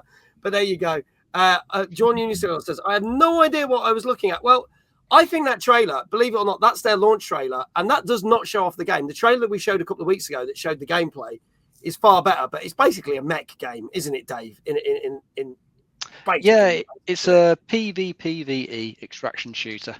That's what it is, with mechs. So I think the basic gist of this one is humanity's been driven like underground on this particular planet. I can't remember if it was Earth or not, but they've been driven underground by creatures on the surface that have taken over.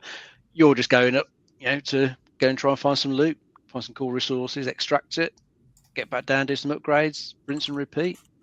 You've got to watch out for the players who might try and take you out, steal your loot. Otherwise, lots of AI enemies up there for you to take out. It looks okay. Nothing particularly remarkable.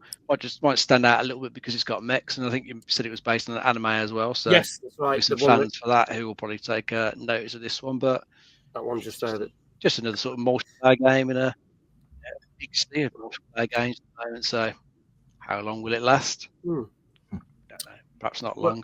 We'll have to see. Won't we? About there. We'll have to see. Gozzo, I haven't watched it yet, but I did queue it up. So thank you for your recommendation. So it is in my list of stuff to watch. I'm watching that flipping 8-hour documentary about the Beatles Get Back thing. So it's taking me a long time to get through that. So once I'm done with that, that's next on my list. So I'll get that. So hopefully within next week I'll start that. Let's go. Nick, I'll start with you on this one. And then we'll go to Dan. Your thoughts on this? The trailer wasn't the best, but the music was bopping. I don't really know what to say about this one, mainly, as you say, because of the trailer. I got the impression it was like a live service game because you could make your own house and do stuff like that. Kind of made me think of Final Fantasy Online a little bit. So I didn't really get a really strong impression what the game was really about. So it makes it quite difficult. It didn't seem massively exciting, the actual shots that they used. The music was all right, but there wasn't really a lot to go on. I would be having a shot in the dark if I had to put a score on this, honestly. I think they kind of did a bit of a bad job with that trailer. What do you think, Daniel? I completely agree. I haven't heard of this, so I'm not familiar with it at all. Looking at that trailer, the whole time I was thinking, is this like a Korean dating sim?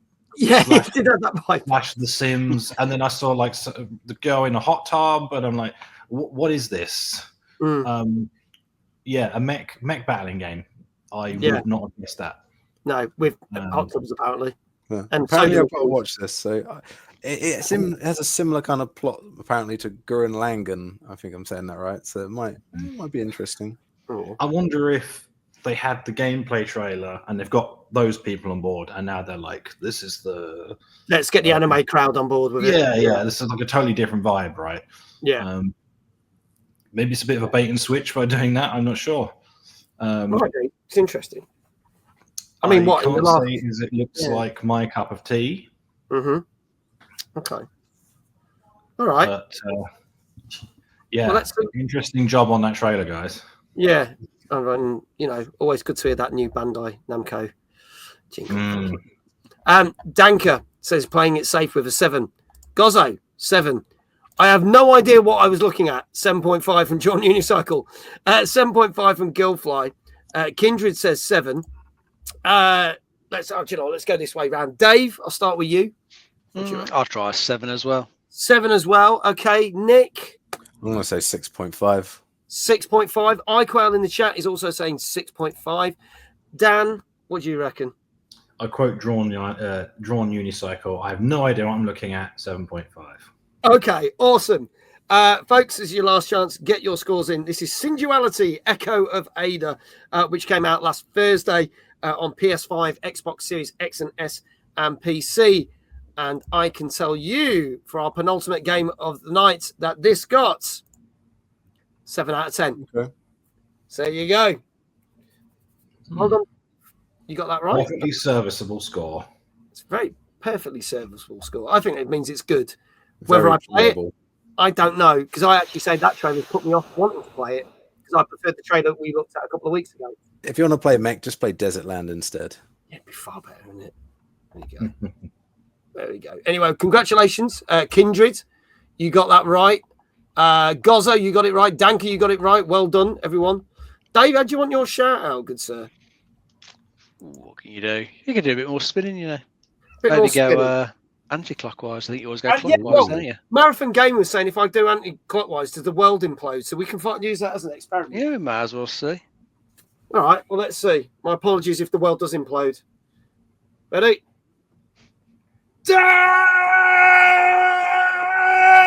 I can't go as fast doing it this way. Dave! It's not as good. It's more difficult to do. It was a valiant attempt, though. We'll work on it. It's something to work on for 2025. There you go. Mm-hmm. You know, trying new things and all that. Okay, our final game of the night, but certainly not the end of the show because we have got more gaming news and we're going to look at the next lot of nominations for the Debug Awards. This is a game that has been very popular with the fighting game community and it has finally made its way onto the Nintendo Switch. And I know that Gozzo got his copy this weekend. This came out also last Thursday for Nintendo Switch, and this is the Switch version of Guilty Gear Strive. Let's have a look at this. Peggy 12.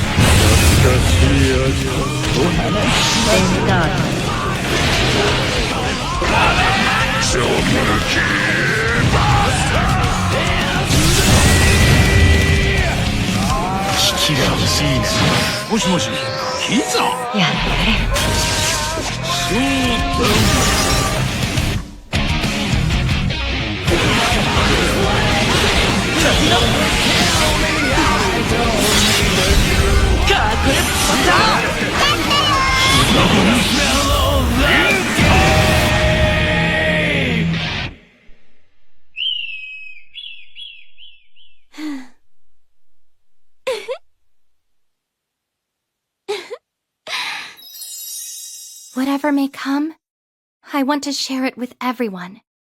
The tears and the laughter. So they must have been watching this show because I've added a Dizzy character because I'm dizzy after spinning the wrong way round. So they've added a Dizzy character just to celebrate our show. That's very kind of them. Thank you to Guilty Gear Strive. So this game goes so hard and I'm biased. So I think it will get an 8. I know Gozzo's well happy about this because I know you got a copy of this. Also, Dan Game Tank said earlier, Nick said 6.5 and Dan said 7.5. So that adds you at 7. So we'll give him a shout out anyway. So you got a shout out. Oh, that's definitely how that works, yeah. Yeah, no, new rules. I said we're trying new things for 2025. Why the hell not? There we go. So for those who don't know what Guilty Gear Strive is, Dave, please do tell us. Yeah, well, this is a long-running 2D fighter series. Not a series I've personally played, but I think it looks pretty decent. Yeah, especially like the art style, the animations, character designs all look really, really cool. As is mentioned, it's got the rollback netcode, which is meant to be the best type to have for the multiplayer in these fighting games. That's good that they've added that into this one.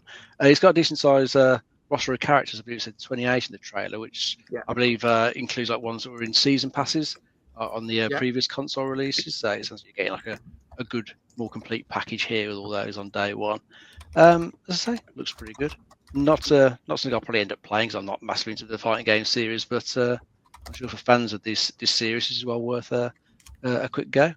Yeah, that looks pretty good. I've seen when we've been to certain events that have Guilty Gear Strive tournaments and everything, and it looks fantastic.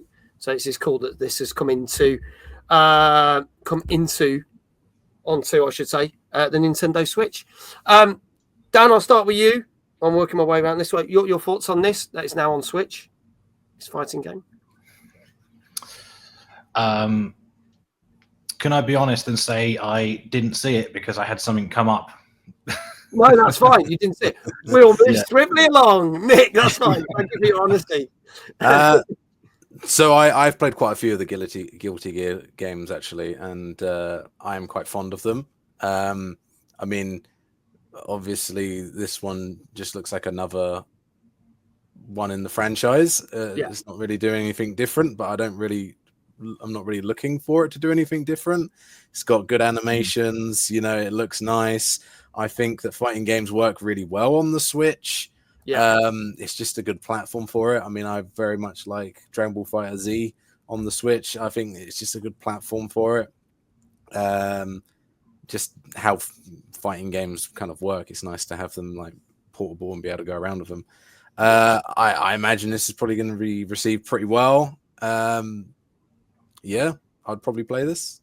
Sweet. Okay, all right. Well, let's quickly whip through the scores because no time's ticking along. Now that I know what game it is, I'm looking. I do like a Guilty Gear. It's a guilty pleasure. No, hey! Guilty pleasure. That's very good. Beautiful. Dan, what would you give this? 8. 8. Okay, Nick. A lot of people saying 8. I think that's pretty fair. Let's say 8. Okay, go for an 8. Dave, what say you? I'll just try slightly higher. I'll try an 8.5. Okay, 8.5. Danka was saying 7.5, so slightly lower. Gozzo is saying 8. Kindred said 8. Anyone else? Last chance, get it in the chat now. This is Guilty Gear Strive, which has finally come out onto Nintendo Switch as of last Thursday. And if there are no other guesses, not sure what the quality of the Switch port is like, so I'm going to say 7.5. So there you go. I'm going to tell you that, Dave, you went slightly higher for this one. And you probably shouldn't, because this did get an 8 out of 10. So there you go. Oh, well. Well done, guys. You got it right. Well done to Kindred, Gozzo, Danke, you all got it right. You all get your shout-outs. Don't forget, folks, get your tickets now. The link is appearing for the Debug Awards, 21st of February, and buy your new copy of Debug Magazine, which went live literally 22 hours ago. So you can get it now. So there you go. Congratulations to everyone that got that right. I'm going to skip the last news story. I don't think it's that interesting anyway. Basically, it was modders who basically modded GTA Vice City to a next-gen thing, and Take-Two want to take it down, but they've gone and released it anyway. So they're probably going to get in a load of shit in a lawsuit. But they said they did love, and big kudos to Rockstar, and they didn't say a bad thing about Rockstar, but basically slagged off Take-Two. That's what you need to know. So there you go. But people are saying, if you can get hold of it, do give it a try, because it is a very cool version that they've next-gened up GTA Vice City. We'll leave it at that. Let's move on to what's really important. We want to look at the next set of nominations. We've got 9 more awards to check out. We basically looked at best VR game, best indie game. That'll be all of them, wouldn't it? Let's bring that up. And there we go. Let's have a look at the other nominations. So, best UK indie. Crow Country, which we played on this channel just last month, actually. Myth Rex, Ambrosia Island, Paper Trail, which is fantastic. Social Soccer 25, Sorry We're Closed, Valley Peaks. We've got Innovation and Creativity with Arranger, a role-puzzling adventure. Death of the Reprobate, which I know was hilariously good fun. Harold Halibut again, Paper Trail, Rusty's Retirement, and Shim again appears there for another nomination. Best physical release of the year. This is really cool. A Little to the Left, Extra Tidy Edition. Cassette Beast, Deluxe Edition. Escape Team. Inspector Waffles, Early Days. I don't know that one. I'll have to look that one up. Plate Up and Ved. What else we got? We have got the Free Play Award. A Park Full of Cats. Color Coordination. Feud. Pixeliotis. Have I got that right? Pixelitos, thank you. Oh my God, I've got that so wrong. I'm so sorry for the people who made that game. Please Touch the Artwork too, which I know we've talked about on this show. Project Shoreline. We've got Retro World Award. We've got Courier, Dragonheim, Flea 2, Goodbye Galaxy, Kudzu, I hope, and Roguecraft. God help me, I'm glad I'm not. Hang on. I'm glad I'm not announcing these. I'll get half of them wrong, but yeah, I'm glad I got all right. Best New Studio, Berserk Boy Games, Halftone Gaming, Hilltop Studios, Not Suspicious, Slow Bros, and Whalestalk. The Subscribers' Choice Award, where basically the readers got to announce. And again, I think this is a tough one because we've played all of these. And in fact, one of these was Dave's Game of the Year, but we got, and one of them was his number 2 Game of the Year. But Animal Well, Gory Cuddly Carnage, Pacific Drive, Paper Trail, Thank Goodness You're Here, Plucky Squire. I think that's the most difficult category out of all of them, in my personal opinion, because all those games are absolute bangers. I loved every single one. On there. Yeah, absolutely brilliant. We got most anticipated game. AXYZ. There's no way I'm going to pronounce that. Axis. Oh my God. Why didn't I get that? Axis. Cairn, Crescent County, Dungeon Rampage, Promise Mascot Agency, and Vaporwave Pinball. And the, let me get this right, In Case You Missed It award. Is that correct? That's correct. Yeah, got that. Got A Hat in Time, Little Misfortune, Loop Hero, Rivals of Aether, Sable, and Tiny King. And that is all the nominations. And you've got some other awards as well, haven't you? That you haven't got nominations, but they've got like people. Yeah, so like the biggest one is probably the Debug Game of the Year, which is like our, like as a team, it's our favorite game of the year. That was like the hardest one to choose because we had all these arguments about like, no, this one should win. We have now decided what it's going to be. And then we've also got a couple of categories which are about people. So cool guy of the year. There's like no nominees because that would be kind of weird, wouldn't it? Like, you've been chosen as one of the best people, but you're not the best one. Yeah. Just didn't seem right. No, seems a bit odd, doesn't it? But there you go. But yeah, those four are going to be announced on the day, basically. Nice. Okay, so final reminder for people: exclamation debug in chat.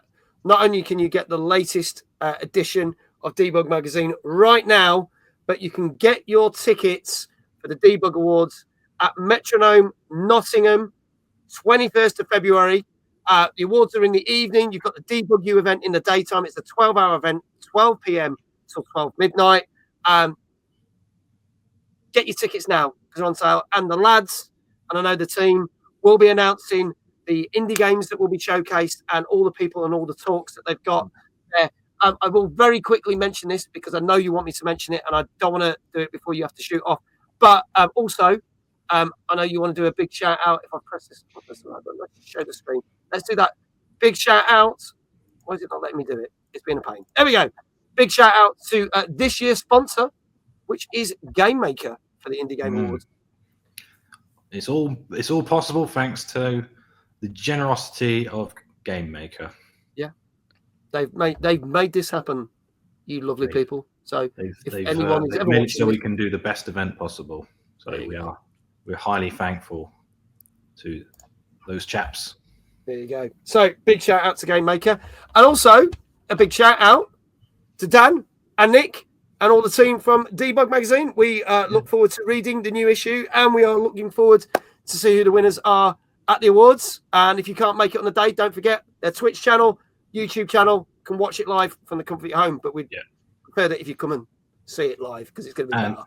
Big thanks to someone in the chat, Dan. He's been knighted now. He has. Big thanks to staying up all night to get that out. And it's now out there. And bless him. He was working hard. He's a dame, yes, he is. He's working hard on that. I know. He was like, "We got to get this deadline. And you guys did it, which is fantastic. So well done to all of you for doing that. That, folks, wraps up our stream. I know because Dan has to disappear from his secret location and get the bus or the train that he's got to get. So thank you so much again to Dan and Nick for being amazing guests. Good luck. I look forward to seeing you in a couple of weeks at the event. It's going to be a massive success. I know it will be. And thank you very much. Can't wait to get my hands on a copy of the next Debug Magazine. I will get my order in tomorrow for it so it can land on my doorstep soon. Couple days. Yes. Awesome. Look forward to that. I will let you guys go so that you can go. So we'll take you off screen. Thank you very much. I'll speak to you guys very soon. Yeah, thank you very much. And thank you very much in the chat as well. There you go. Yeah. Take care. Thank you very much, Dan and Nick. Thank you. Goodbye, everybody. There you go. Carlton, good evening. He says, evening, gents. How you doing, buddy? Great to see you. Well, will you can be invited back? We don't know. Maybe next time they're on the show, it will happen. Obviously, Carlton, I'm just about to finish my stream, mate. So you've come in at the tail end of it. As always, a big thank you to my wonderful co-host, Mr. David Jones. As always, how does it feel? 201st episode. I can't quite believe what the time's all gone. We're at 201. It just seems ridiculous. I know. It's absolutely batshit crazy that we've done 201 episodes, but there you go. And I'm not going to thank Simran's piano. Maybe if we have Simran from Format back on the show later in the year, which I'm sure we will, because he's got loads of events planned. He's been announcing them. He's been a busy boy, as our Simran. Thank you to everyone in chat tonight. Thank you to all the mods for doing all the shout outs. Thank you to Dave, manager, all you lot. Thank you for supporting this. We said this last week. We love doing this show with a passion. It's our favourite thing. And we will keep on doing it. And we will have more guests for you next week. We will be talking about such games. And I can tell you this because we've already got the reviews in for it. The brand new Sniper Elite. We've got that. We have got Orcs Must Die, Death Trap. We've got Eternal Strands. We've got Spider-Man 2, the amazing Marvel Spider-Man 2, which has got its PC release. So another PlayStation game that's got a PC release. And hopefully Citizen Sleeper 2, which was a massive indie game, the original one. So that's going to be great. So going to be fantastic. How going to be in Feb chat show next month? Might have to just rerun that by me. Sorry, Gozzo. Going to grab Sniper Elite on Friday. Yes, well, if you want to see me play Sniper Elite, I'll be playing on Thursday because I'm a Rebellion partner. They are very kindly sending me a copy. Who's going to be the guests on next month?